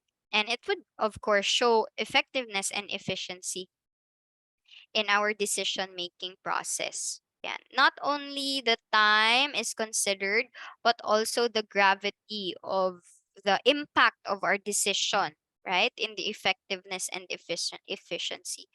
In our agency po, we practice more on online transactions, less paper. Wow. Okay. Thank you, Ma'am Nori. I na curious tuloy ako kung which agency do you belong po? Yan. Uh, will you be able to tell us, ma'am, public po ba or private? I think you mentioned earlier na private po yung inyong Sa institution. DENR Ay, po, ma'am. Hello po. Good morning po. From the good morning, DENR ma'am. po. Si Ma'am Nori po ba ito? Or Ma'am Josie? Yes, si Okay. ma'am no. Si ma'am no. Si Norilet po. Yes po, ma'am. We practice online transactions and mas efficient, mas mabilis ang lahat po ng Yeah. transactions. Less paper, mas mabilis ang decision making. So, mas maganda po na online. Even our DTRs din po, ang pag-submit ay online na rin po, and our travel orders po. Lahat po siya online. So, pinapractice talaga siya ng agency. And then, di ko lang po sure kung parang pinapilot po kasi nila si Penro Camarines Sur, and pag effective po siya the whole year round, parang ibibigay na rin po yung system sa other regions po. Wow. Hopefully, mag-expand yung inyong online delivery of transactions. Thank you so much for the example, ma'am. Nori. Okay, DNR po pala si Ma'am Nori. So, living up to the expectation of the department. Okay, all members of the society from Ma'am Eileen, especially the most vulnerable and unprivileged, are taken into consideration in policy making, and no one feels alienated or left behind. I see. I think this is for the sixth element for inclusiveness and equity. Yeah. Thank you, Ma'am Eileen. Ma'am Nenita says we are using the used paper if the communications letter is only inside of the office. This is how she makes sure of helping the environment and being more effective and efficient. Thank you, Ma'am Nanita, and hopefully we would be able to continue with this sustainably, no, for many years to come. All right. Last would be the accountability. Okay, more in the chat box, it focuses on achieving desired outcomes in the most optimal and productive manner. Yan. Efficiency, achieving desired outcomes. Wow. Okay, in the most optimal and productive manner. Thank you, Ma'am Marlin. I guess their office is very goal oriented, and yes, this is worthy of emulation. No, we should really focus on the goals, attaining the goals in a time bounded manner. Okay, thank you, ma'am. Manilyn. Let's proceed to the eighth element, which is accountability. All institutions involved in good governance have full responsibility to the public for the sake of improving the quality of society. Transparency promotes accountability and provides information for citizens about what their government is doing. Okay, so to attain accountability, we have to be transparent first. Now, once that is fulfilled, we can begin with ano ba ibig sabihin ng accountability, right? It's an adjective. It's accountable is an adjective that means we have to be answerable to, right? Ma'am, So, yes, ma'am. pag sinabing Josephine. accountability is Mm, yung pananagutan, mm, ano yes. po? Yes po. At tapos ma'am, Yes. matanong ko lang dun sa effective and efficiency. Pwede Okay. rin ba dun i-consider yung labor, yung sa labor, yung hiring ng working Of force mo? course. Ano po? Okay, ma'am. Thank you po. Thank you po. Thank you, ma'am. Of course, right. The hiring process should be time bound as well. And as I've made mentioned earlier, we have to make sure na if someone is not suitable for the position, they should be informed of the reason why to. And if ever we say na that person is suitable, we have to be transparent in all the benefits and privileges kung bakit kailangan natin ipagawa sa kanya, mga job and responsibilities, yung job scope niya. Yan. Thank you, Ma'am Josephine. Meron kasing dragging yung hiring process. And of course, that is not effective and efficient. When someone applies for a certain role and you reply to them a year after, that and this is true for other private institutions, then of course it is a violation of this element, right? So we can understand naman in the public sector because there are a lot of stages that needs to be undergone to, so the waiting list is really quite long. But of course, the government can also take into consideration to improve in this area. Yan, accountability. Okay, balik tayo sa accountability. We discussed about, sabi ni Ma'am Josephine, pananagutan natin, right? So, hindi pwedeng kapag may problem, maglalaglagan tayo. We blame others because uh, our plan did not work out. Our goal was not met, right? And so we would blame our colleagues for not being efficient enough. So that means we are not accountable, right? Once we are accountable, we take responsibilities for our mistakes, we recognize them, and find ways to improve on them, right? And also, as much as possible, kapag kaya pa, solusyonan agad ang problem, right? In a very quick as soon as possible, right? Okay. All right. Yes, Ma'am Arlene. Do you want to? Okay. I guess she mistakenly turned on her microphone. It's okay, ma'am.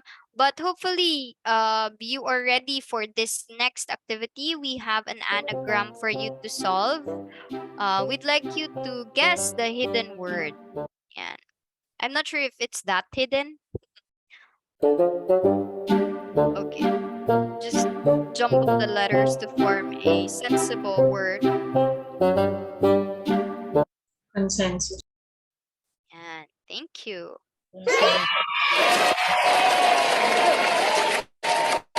I think ang nauna po ay si Ma'am Nori and Ma'am Josephine. Okay, another word.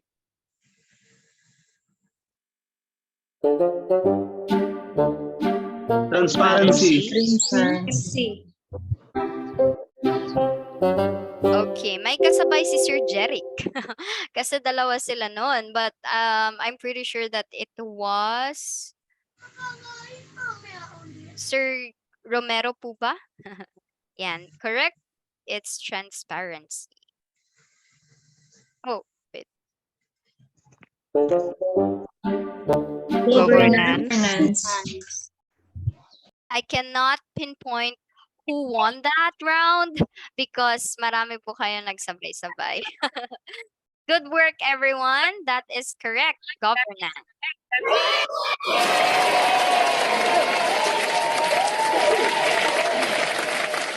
Okay. All right. And the rooster is celebrating with us. All right. Let's have this. Ethical. Okay. Ethical.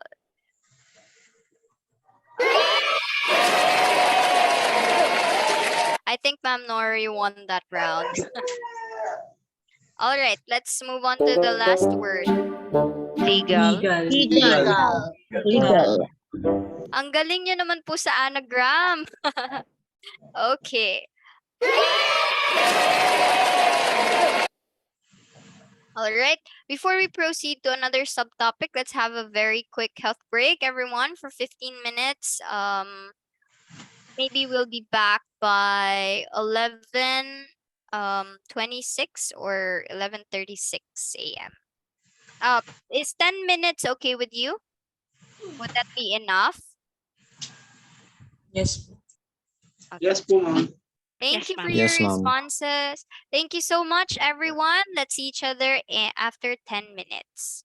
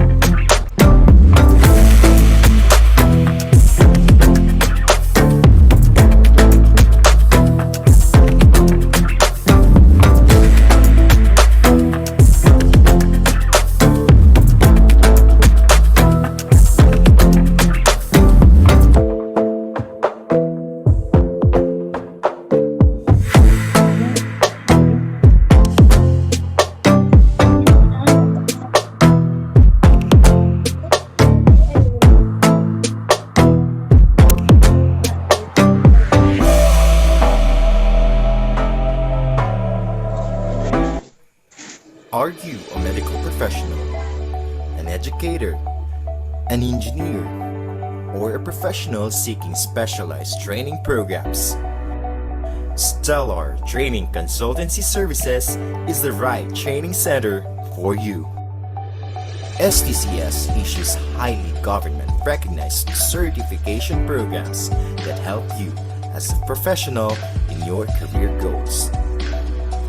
STCS ensures regulatory and statutory compliance to protect you as you skyrocket your career to the top. STCS offers various training modes such as face-to-face sessions, blended sessions, and virtual sessions to ensure the accessibility and availability of the training programs. All training programs offered by Stellar Training Consultancy Services are well thought and created professionally to ensure reliability and retention among participants. Stellar Training Consultancy Services bring excellence to professionals.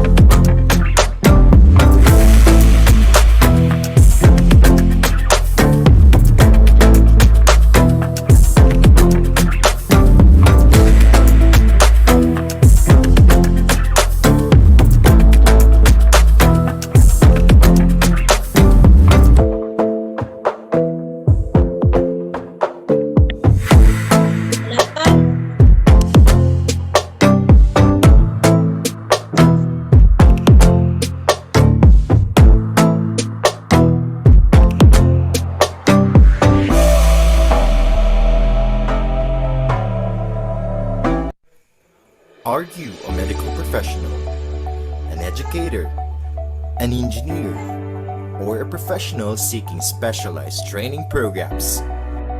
Stellar Training Consultancy Services is the right training center for you. STCS issues highly government-recognized certification programs that help you as a professional in your career goals. STCS ensures regulatory and statutory compliance to protect you as you skyrocket your career to the top. STCS offers various training modes such as face-to-face sessions, blended sessions, and virtual sessions to ensure the accessibility and availability of the training programs. All training programs offered by Stellar Training Consultancy Services are well thought and created professionally to ensure reliability and retention among participants. Stellar Training Consultancy Services bring excellence to professionals.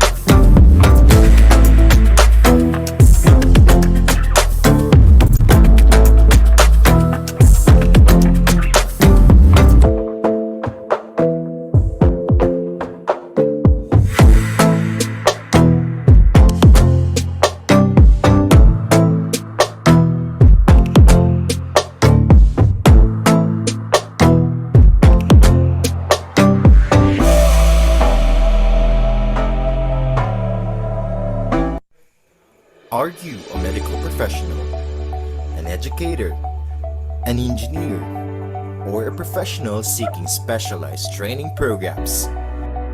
Stellar Training Consultancy Services is the right training center for you.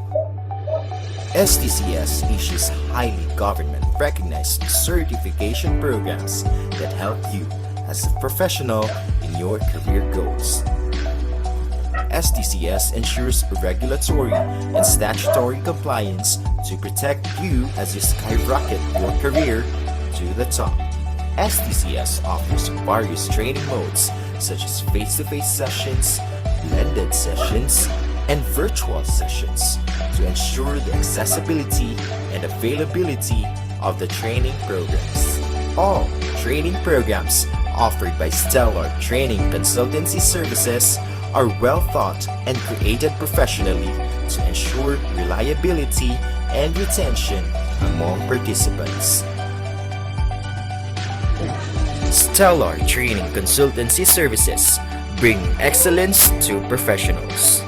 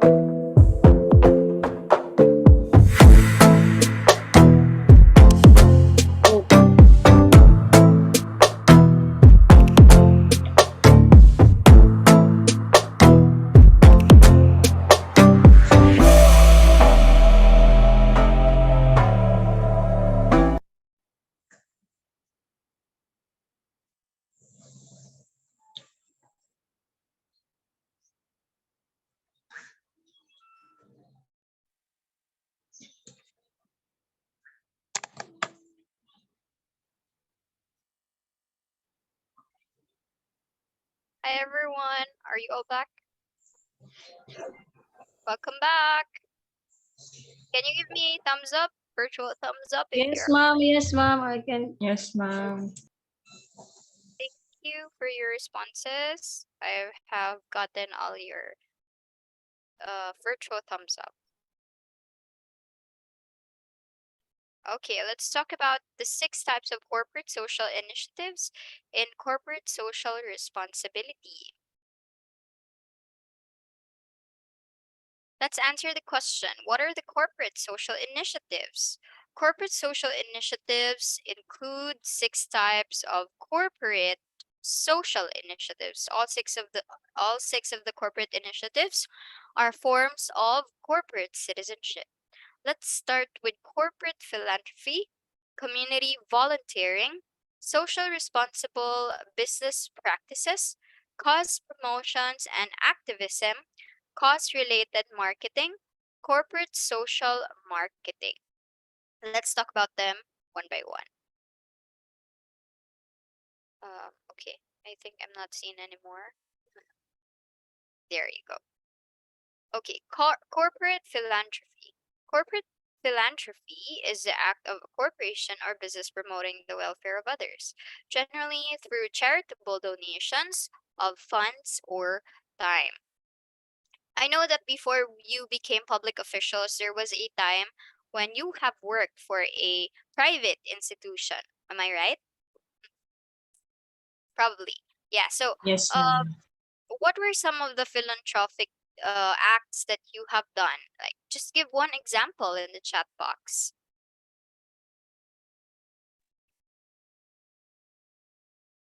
So some of the given examples here are company donations to charity. Have you done this?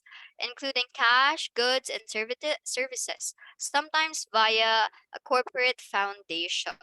Yan. Meron bang foundation yung inyong private company before? Or you just prefer to gift giving during Christmas, right? During Christmas or during some other um, occasions. Yan, scholarship, donation of toys, toy drive, outreach program, and okay, donations from Ma'am Chloe. Great.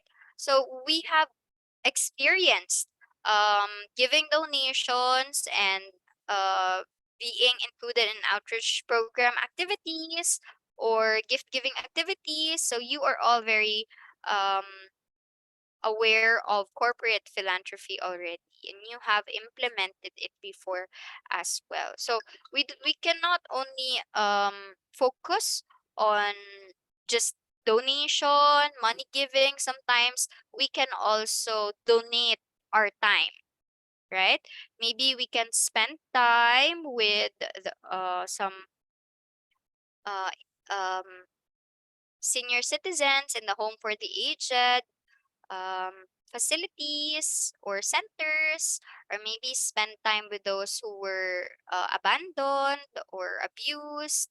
We can volunteer for counseling or let's say peer counseling with them.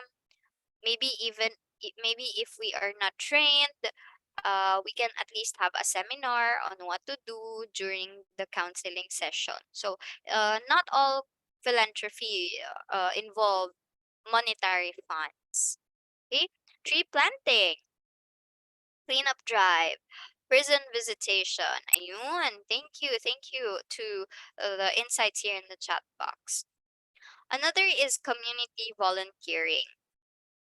Volunteering is contribution of time, effort, and talent to a need, cause, or mission without financial gain. Volunteering is all about you being able to contribute some of your own time to help people in our communities. Ayan. So sa community volunteering pala na belong yung example natin earlier about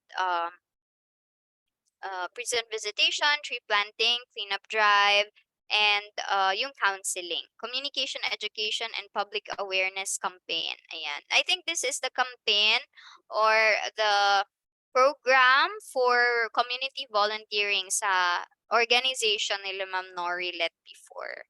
Ayan. Thank you, everyone. So now you have some ideas on what to suggest in your um, company or in your institution when you speak or when you have a meeting on volunteering. Yan. Or corporate social initiatives. Yung kahit hindi naman sila nagbigay ng proposal, yung kahit hindi naman sila nagbigay ng letter for your support, you would be able to give them the support that they need through initiatives. More on environmental campaign. Yes, of course, because it's related to your goals as a vision as an organization po, Ma'am Nori. Thank you so much. Yeah, the alignment there is evident. So that's good, no? Usually when the companies would implement social initiatives, they make sure that it's aligned to their VMG. Medical missions, community outreach programs, and cleanup drive. Thank you, Ma'am Eileen. Example of this is helping in community medical assistance, volunteer in repacking relief goods, just like we did when we experienced the pandemic. Ooh, okay. Another is socially responsible business practices. A socially responsible business practice is a discretionary business practice that a corporation adopts and conducts to support social causes, to improve community well-being, and or to protect the environment. Ethically produced products that appeal to a customer segment, products for mothers, fathers, etc. So I know a company of sanitary pads, they go to different schools, public schools, especially those of minority communities, and they provide for the needs of the girls and the women there. So that's an example of socially responsible business practices. But all of these practices, kahit sabihin natin na walang money involved, of course, meron at meron pa rin yung budget, right? Although minimum siya as unlike or in comparison to philanthropic social initiative. Another is corporate social marketing, supporting a behavior change campaign intended to improve public health, safety, the environment, or community well-being.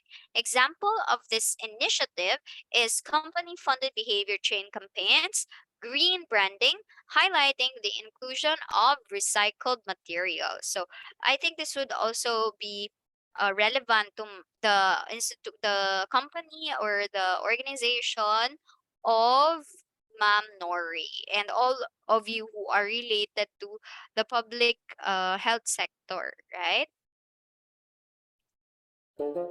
So this time, let's bring out all of your ideas. You can make use of your pen and paper, or better yet, your gadgets. The music is cute. It's adorable. But for the instruction, I had to pause it. So let's read the example. There's another music here. Okay. Please write at least one unique corporate social initiative. Yun, sabi nyo earlier, Ma'am Eileen ata, I think ang nag-mention nito, cleanup drive, and explain how this activity can help the community, or you have already experienced it. So instead of the word can, I would like you to use how it helped, past tense, the community. Right? Ano yung impact nito sa ginawa ninyo na corporate social initiative before, and what progress have you heard about it? Yan. So you have 15 minutes to maybe if you can get it over with after 10 minutes, it would be better, right? So after 10 minutes, please introduce one unique corporate social initiative and share to us how it helped the community. Okay? Pero for those of you na hindi pa naka-experience ng corporate social initiative implementation before, if this is new to you, then you can opt to make use of your idea to create an activity that can help the community in the future or in the coming days. Okay, you can just write here in the chat box your answer, or maybe you can make use of your microphone para mas mabilis kung sasabihin niyo lang. Okay? I also like to hear you, of course. I'd like to hear from you. Ma'am Josephine says, tree planting helps us to have a... Okay. Ma'am Josephine, ito po ba tree planting ninyo? Ginawa nyo na po ba before, or are you still planning to do it, ma'am? Ma'am, bale, nangyari na po yan sa amin. Yan, tree planting. Bali, naging project po siya ng Boy Scout na kung saan po ay member ako. So, nag-join po ako niya ng tree planting. Yan po ay, ang tinanim namin is mangrove. Yan po. Bale, yun ma'am, kaya kami nagtanim para at least maprotektahan tayo yung sa bagyo, saka yung mga isda para magkaroon sila ng yung kumbaga ay tahanan na at least pwede pa silang magpadami doon. Tapos yung aside from sa mangrove, yung as in mga puno talaga para naman sa soil erosion. Yun po. Ang dami nyo na po palang nagawa for the environment, ma'am. And I hope you can fit Yes po. Yan. Kayo po ba ang moderator ng Boy Scout, ma'am, sa school nyo? Hindi po. Hindi po. Bali, ako po ay member pa lang. Hindi pa po ako nagiging yung as in yung pinakang... Moderator nila. Officer. Opo, yan, moderator. Hindi pa po. Okay. Thank you, Ma'am Josephine. But we never know. Maybe soon. Thank you, ma'am. Thank you What po. about Ma'am Mary Ann? Yes po, we'd like to hear from you as well. Thank you for raising your virtual hand. Ma'am, it's about medical and dental mission, as you know, very evident and a lot of the community benefited from this. We usually do this at least twice a year, even though we live abroad. Our Philippine partnership with doctors and medical professionals are very much active and alive in the Philippines. So sometimes po umuwi kayo dito for the dental mission. Once a Twice year. a year. Every 6 Once a year for medical mission, especially for physical rehab.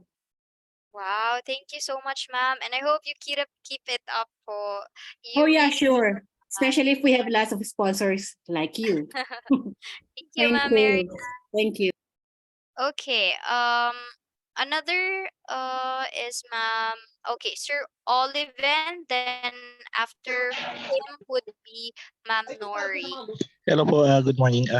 Sa amin naman, almost same ng medical, but ang ginawa namin is yung Oplan Tuli for the young children's teenagers pala.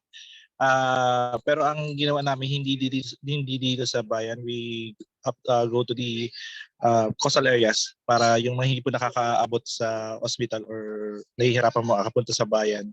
At least dinadala namin yung aming programa sa kanila. Ayan. Okay.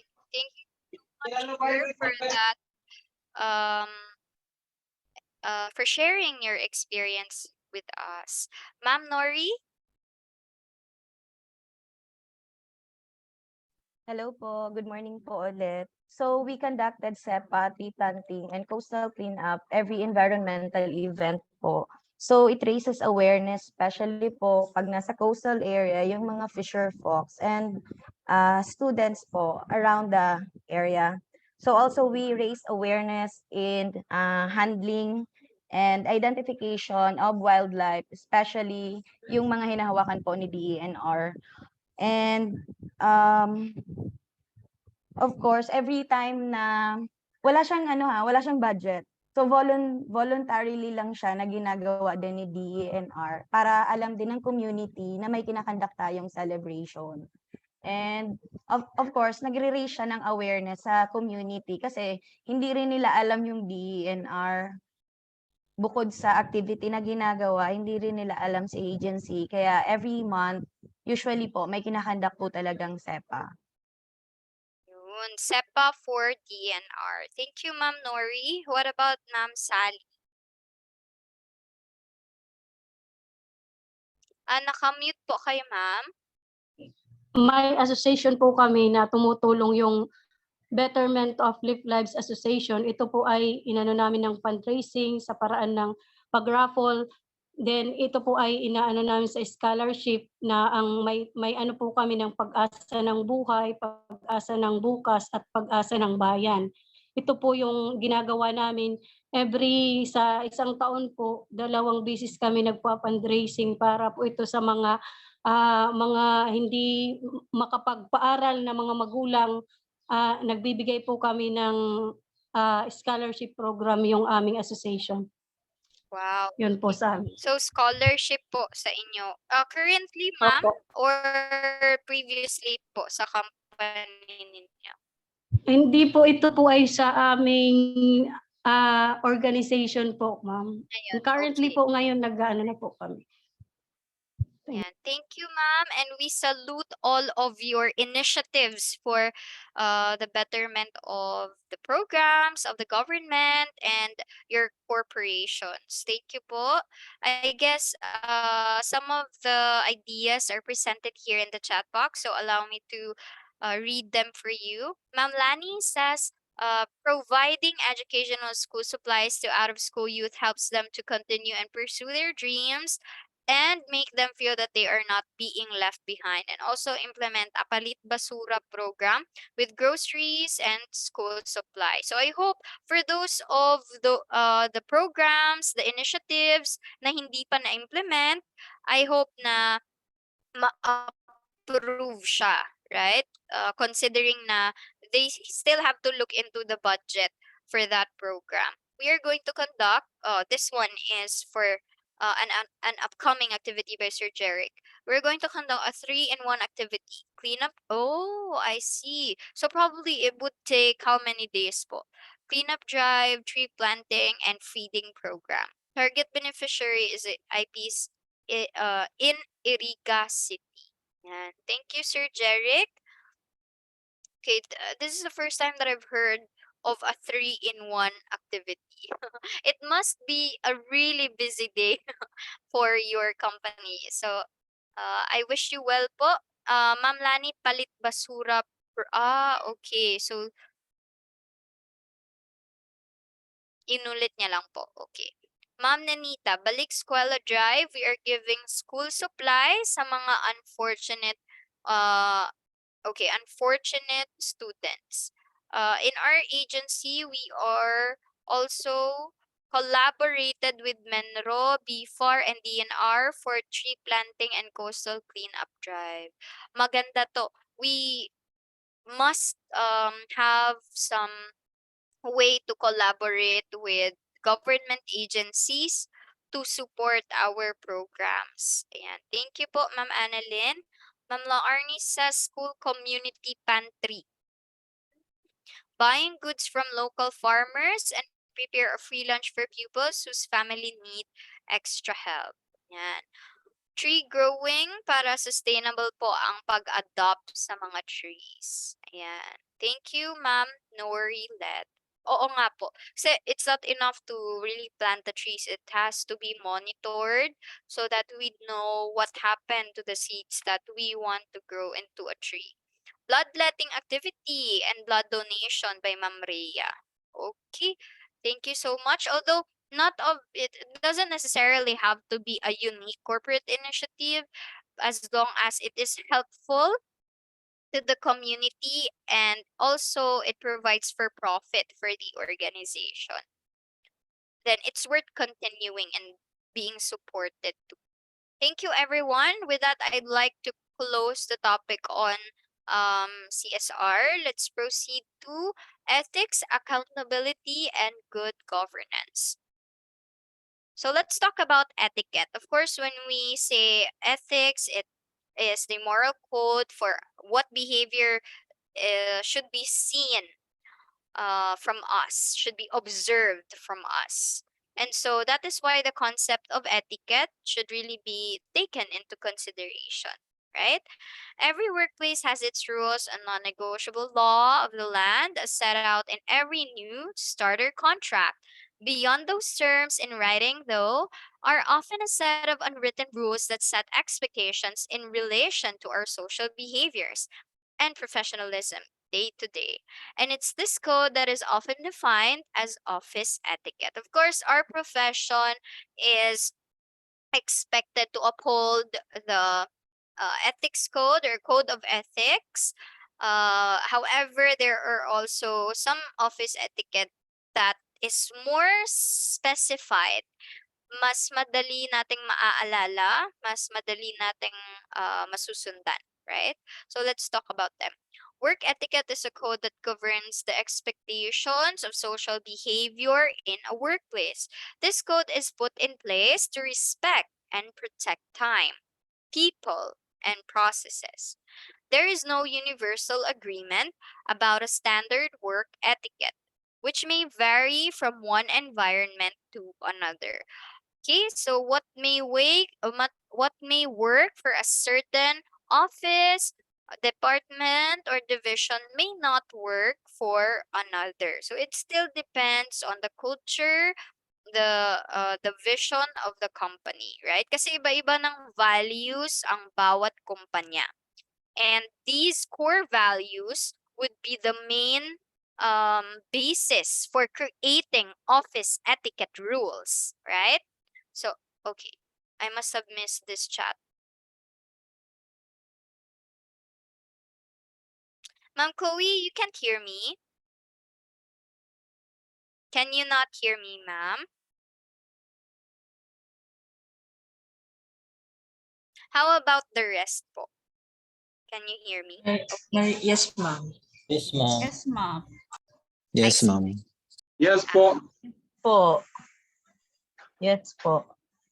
Okay. I guess it's a late chat. Thank you, team and Ma'am Chloe. All right. Proceeding with the slide. Why do we follow office etiquette? What for? Is it to save some facade or just for the sake of being treated fairly? So let's talk about that. Business etiquette or office etiquette is important because it creates a professional, mutual, respectful atmosphere and provides and improves communication, which helps an office serve as a productive place. People feel better about their jobs when they feel respected, and that translates into better customer relationships as well. So this is not only for the gain of the company, it is also for us. It's great that hindi lang tayo matututo ng mga skills sa company, but we will also learn the values, the virtues that they uphold to. And we can channel these values towards the people that we come across with, towards the people that we are with every single day, our families, our friends, and of course, the customers that we speak with, um that we have an appointment with every single day, right? So it starts within us, of course. It starts within the office, then it transcends to the customers and the people around us. To know more about office etiquette and its guide, let's watch this video by GCF Learning. Let me just make sure that I turn on my video, my audio. Okay, here you go. Business etiquette is the manners and behaviors expected within the workplace, and it's a vital part of a productive work environment. Although workplace cultures and expectations can vary between companies, the basics of business etiquette can be used in almost every kind of workplace. Business etiquette is all about treating coworkers and customers with respect and honesty. That means things like offering a firm handshake when initially meeting someone, showing up on time, or simply using please and thank you. Gestures like these can make the other person feel appreciated.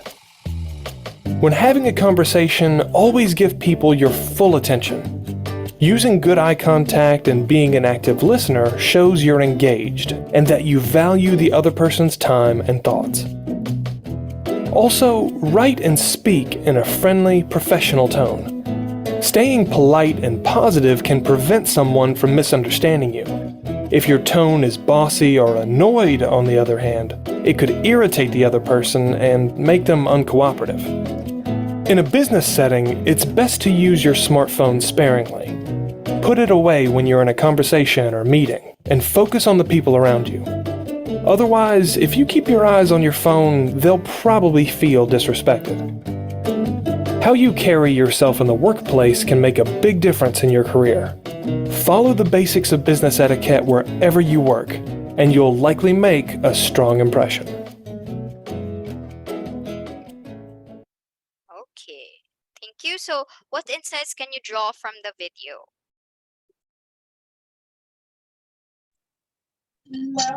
Yes, Ma'am Mary? Business etiquette, usually we have problems with being on time and the manners of saying things. Ma'am Lian, please turn off your microphone po. Thank you, ma'am. Yeah, Go ahead, ma'am. Yes, we are more focused on big scenario, but then again, at the end of the day, we usually forget what is really essential in a business etiquette. Like for example, the conversation, we tend to forget the please and thank you more often, whether we like it or not. Sad but true, but it is what it is. So that one, and then the time. Pero naman, mostly pag may meeting tayo, especially when it's very important, we really tend to be on time, but sometimes we don't. Most of the time, actually. I could give you examples of different ways when it comes to time, but then again, It depends who are we meeting with and where are we going to meet. Time and the manner of speaking is very essential in a business etiquette, not only in business etiquette, but in our daily life. And lastly, the use of phone and eye contact, very essential. Thank you. Thank you, Ma'am Mary. And of course, it's not a one-way ticket, no? Of course, there are a lot of processes that we have to undergo to before we can embody those factors. But at least we can begin with our daily activities in doing them. Sometimes the scary part is that if we are confidente already of a certain person we're meeting with, we may say that this person will understand. That's why if I'm late, this person will be okay with it. So hopefully we would try to move, uh, move out of the idea that um, it, the people whom we have disrespected by being late understand us just because we are close with them. Yan. So, yan. But of course, there are times na kailangan nating umintindi, right? Because there are emergencies as well na hindi maiiwasan. Yes, Ma'am Josephine? Nakamute po kayo, ma'am. Good morning po again.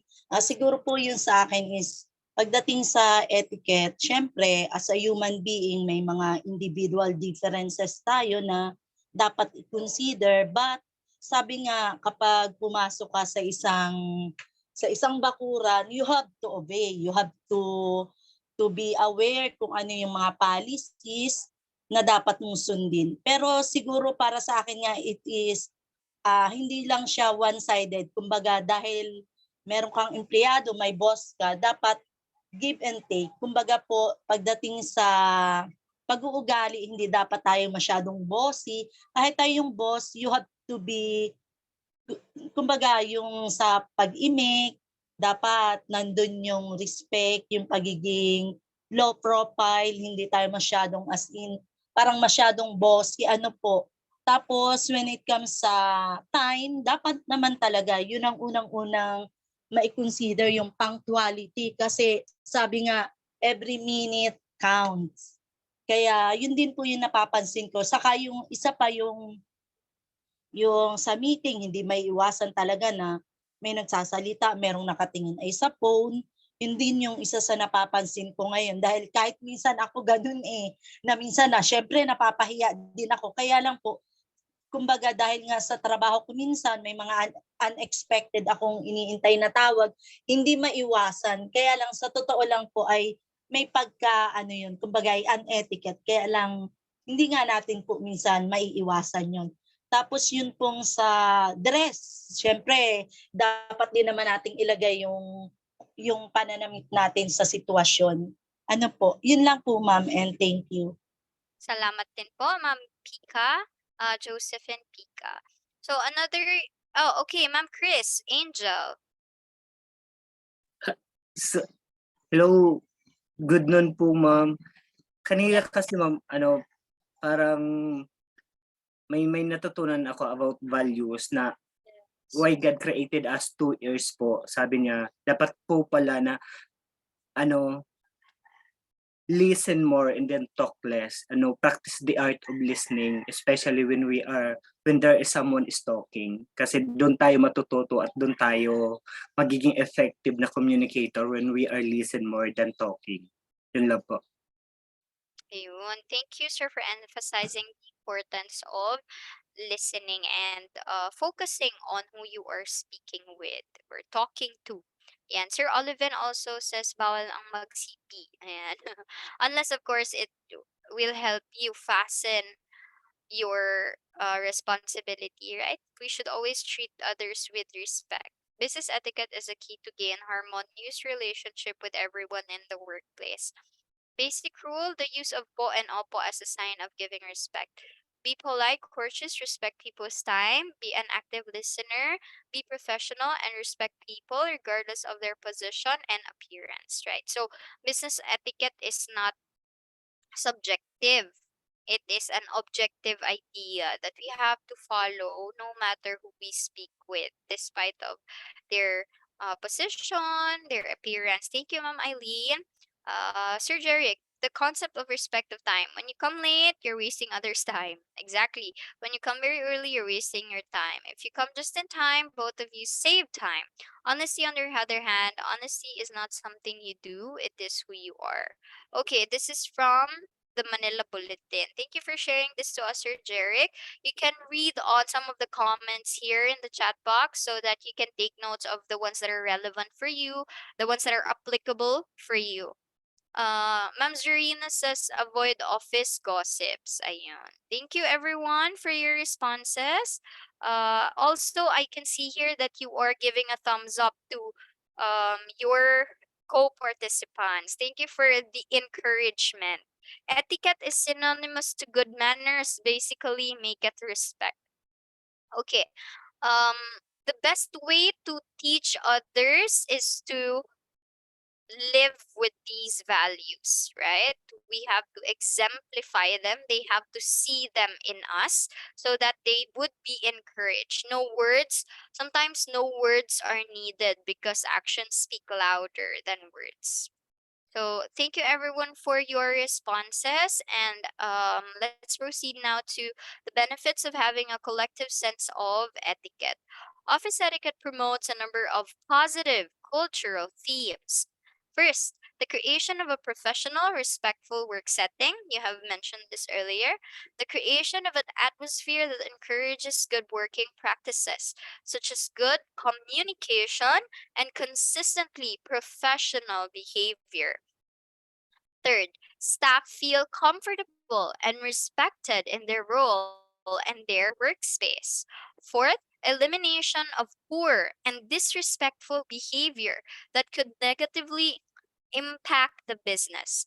And lastly, creation of a positive business reputation at both a client and employee level. I don't think there's any of these cultural themes that were not mentioned in the chat box, and also by Ma'am Mary, by Ma'am Josephine, and Sir Chris. Let's proceed to another slide, which is adapting etiquette to the modern office. The world of business is constantly adapting, and even the more constant principles behind running a successful business must be adjusted according to changing attitudes to work and interactions with their colleagues. Here are a few markers for change that modern etiquette should be based on in all workplaces. Sometimes narinig natin yung coworkers natin, iba na talaga ngayon. Some new employees would have different set of values as well. So it is not our this it is not part of our discretion to judge them in any way, but to teach them with the right ways in the office. So since we are the more experienced employees, let us encourage employees who are ill to stay home rather than tough it out and come in. Another, increasing awareness, understanding, and consideration of mental health issues. We need to have a mental health officer for every institution. Whether this institution is far out already from psychological services, like for example, DOLE or DOST or DNR. Let's say these agencies and service organizations don't normally provide for these types of services, but we still need to have a mental health officer. Another is consideration for emerging marginalized groups within the workplace, encouraging understanding for concepts like gender fluidity, non-binary. Okay, so another is consideration for individual and collective social media presence and perception issues. So here are some of the, I'm pretty sure that before, probably 10 years, a decade ago, these issues did not, although they may have been discussed or are evident, but now um, these issues has become rampant already.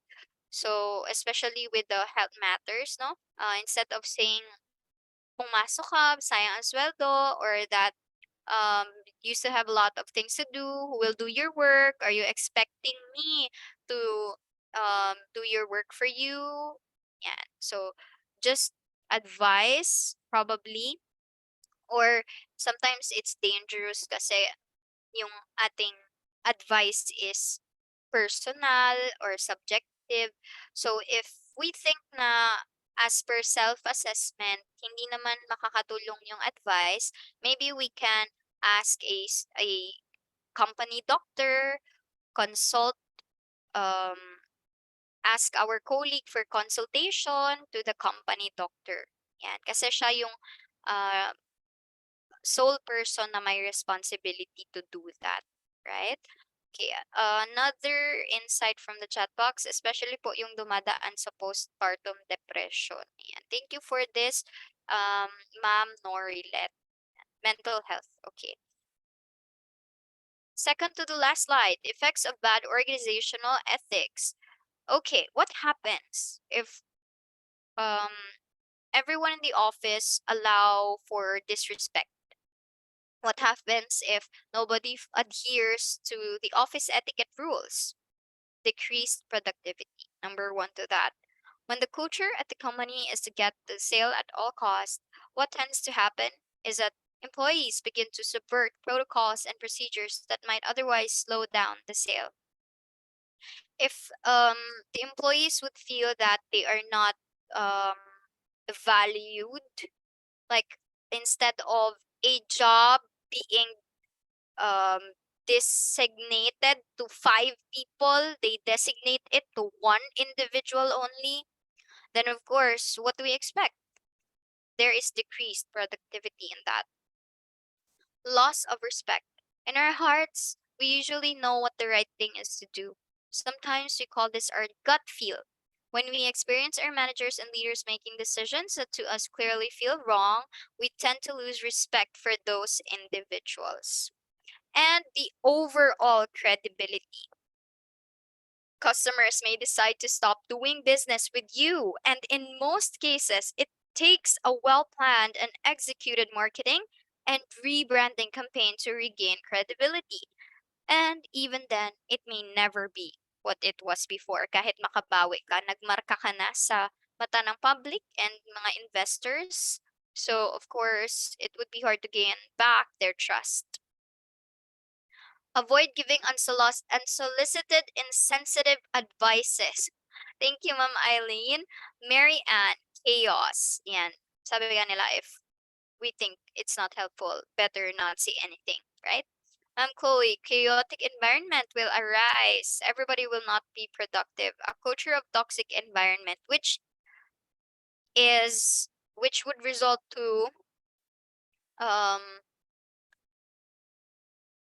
bad reputation for the company. It will affect the totality of the business and the employees, right? I'm talking about bad reputation in terms of retention. Nobody would want to work for a company that's toxic, right?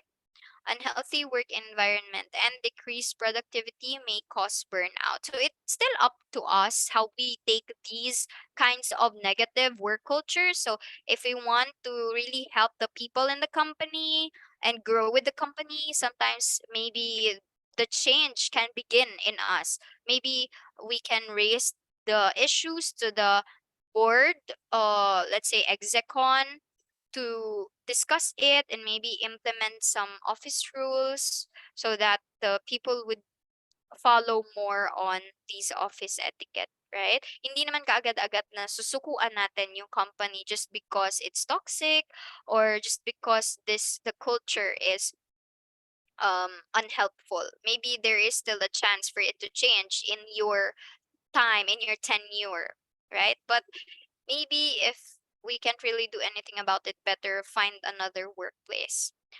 Okay, this is the last topic that we have, which is the factors affecting workplace etiquette. So number one to that is culture. In Japanese culture, creating a loud sound while you chew or sip on a bowl of soup symbolizes appreciation or delicious food. But it's not always like that for all countries. So cultures are rooting in different cultural customs. And so before we actually judge anyone, we should make sure to get to know them better first. So it would be great for team building activities to be an avenue for us to learn more about one another and one another's culture. Culture acts as a guideline in determining whether certain practices are appropriate and acceptable. So it's not necessary that you have to push your own culture for others to understand you. As we know, if we apply to a certain company, of course, we have to adjust to their rules and regulation. Another is power. Yan. Okay. So of course, power certainly affect workplace etiquette, right? Both power and politics are functions of organizational communication. It's how they manage the company. It's how the people in authority, the decision makers, manage their people and their resources. They have to make sure what to give, how to give it, when and where to give what they have to, or to provide what they have to. Unless one participates in decisions, one lacks the power to affect their outcome. And so earlier, as I've made mention, if there is an unhealthy culture in your environment, you have to participate in the change if you wish for that change to happen. Sometimes kasi the people in power are also blinded by what's going on in the specific offices and department.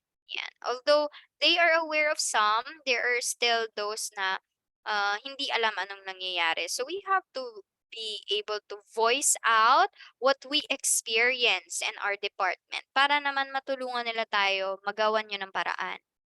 Personality. Yan. Personality impacts how we prefer to communicate with people as well as how we ourselves respond to information.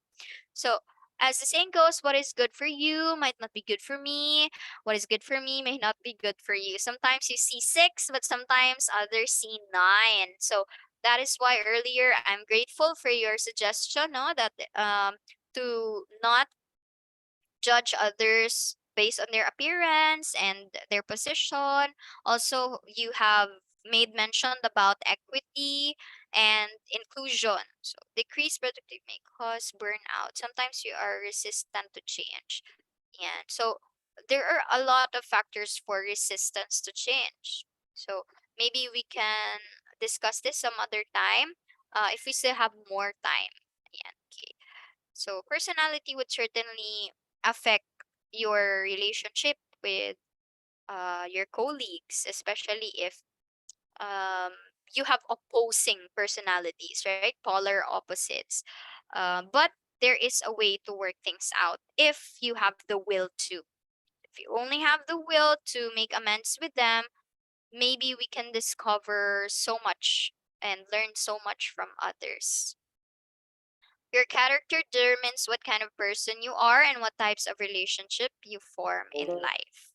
Okay, let's end our discussion with this question. As part of the community, how can you ensure proper observance of your corporate social responsibilities? So this time, it's about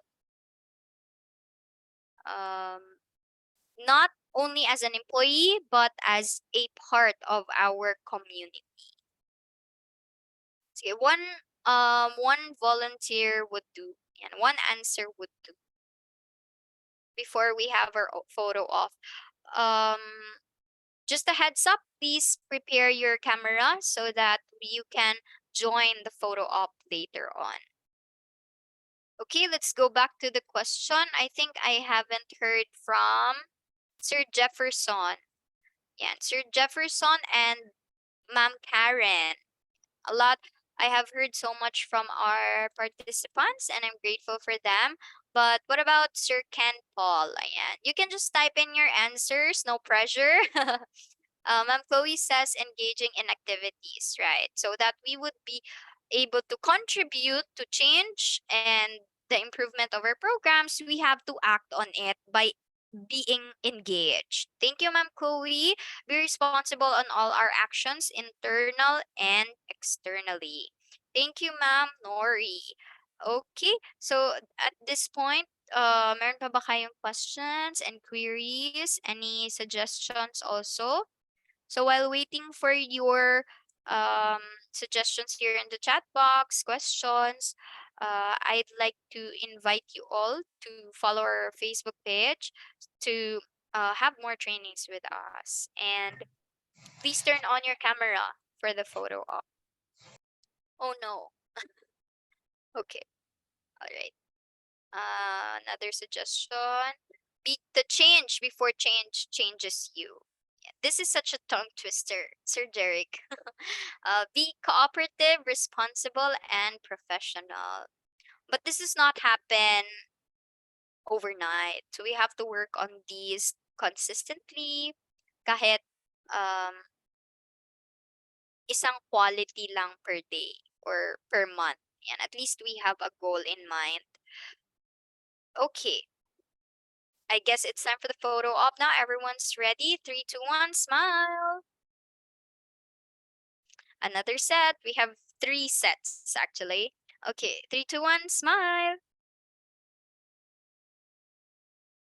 Great, great. Thank you. Lovely smiles from everyone. It really is a blessed Sunday with your smiles. Let's have the third batch. 3, 2, 1. Okay, it's still loading. 3, 2, 1, smile. Great. Thank you everyone for your participation, for your active participation. We're grateful for your time and have a great day ahead. Bye for now. Have a great lunch. Thank you, ma'am. Thank you. Thank you, ma'am. Scary hacks in Roblox. Thank you po. Thank you po. Ma'am Rio. Thank you, ma'am. Thank you, ma'am.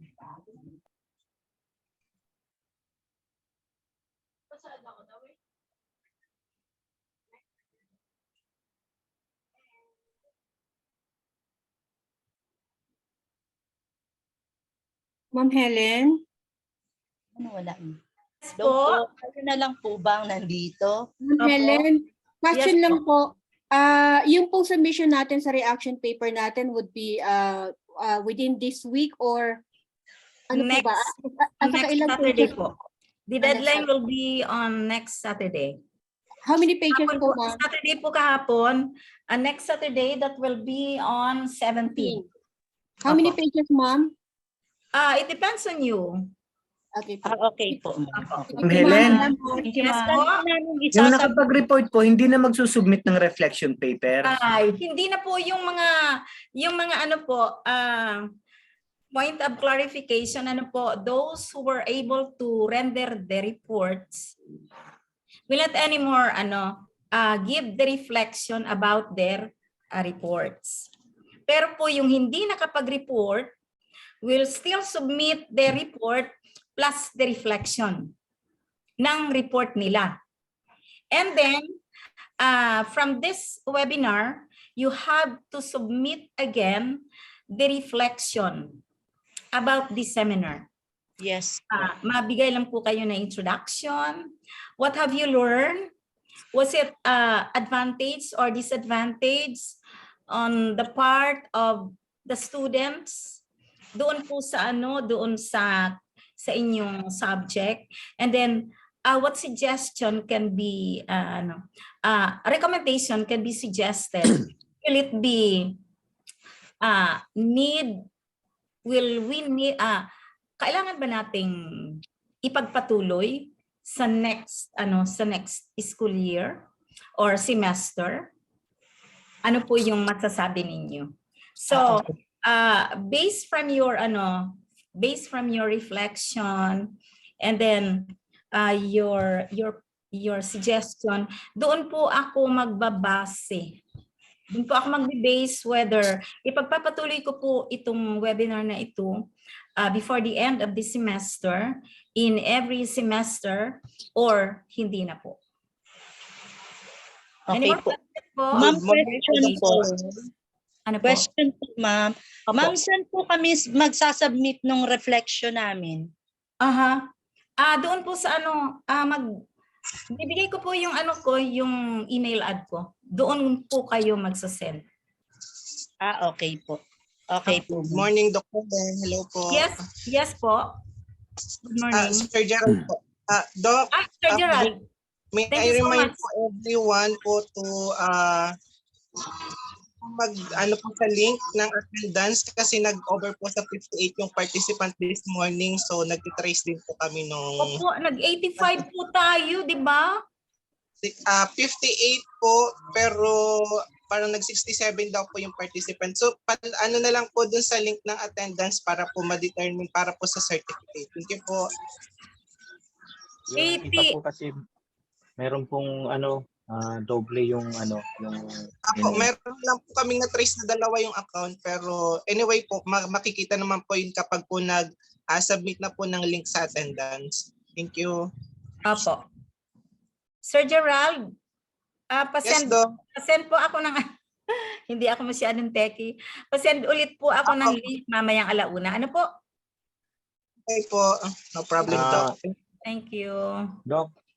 Yes po.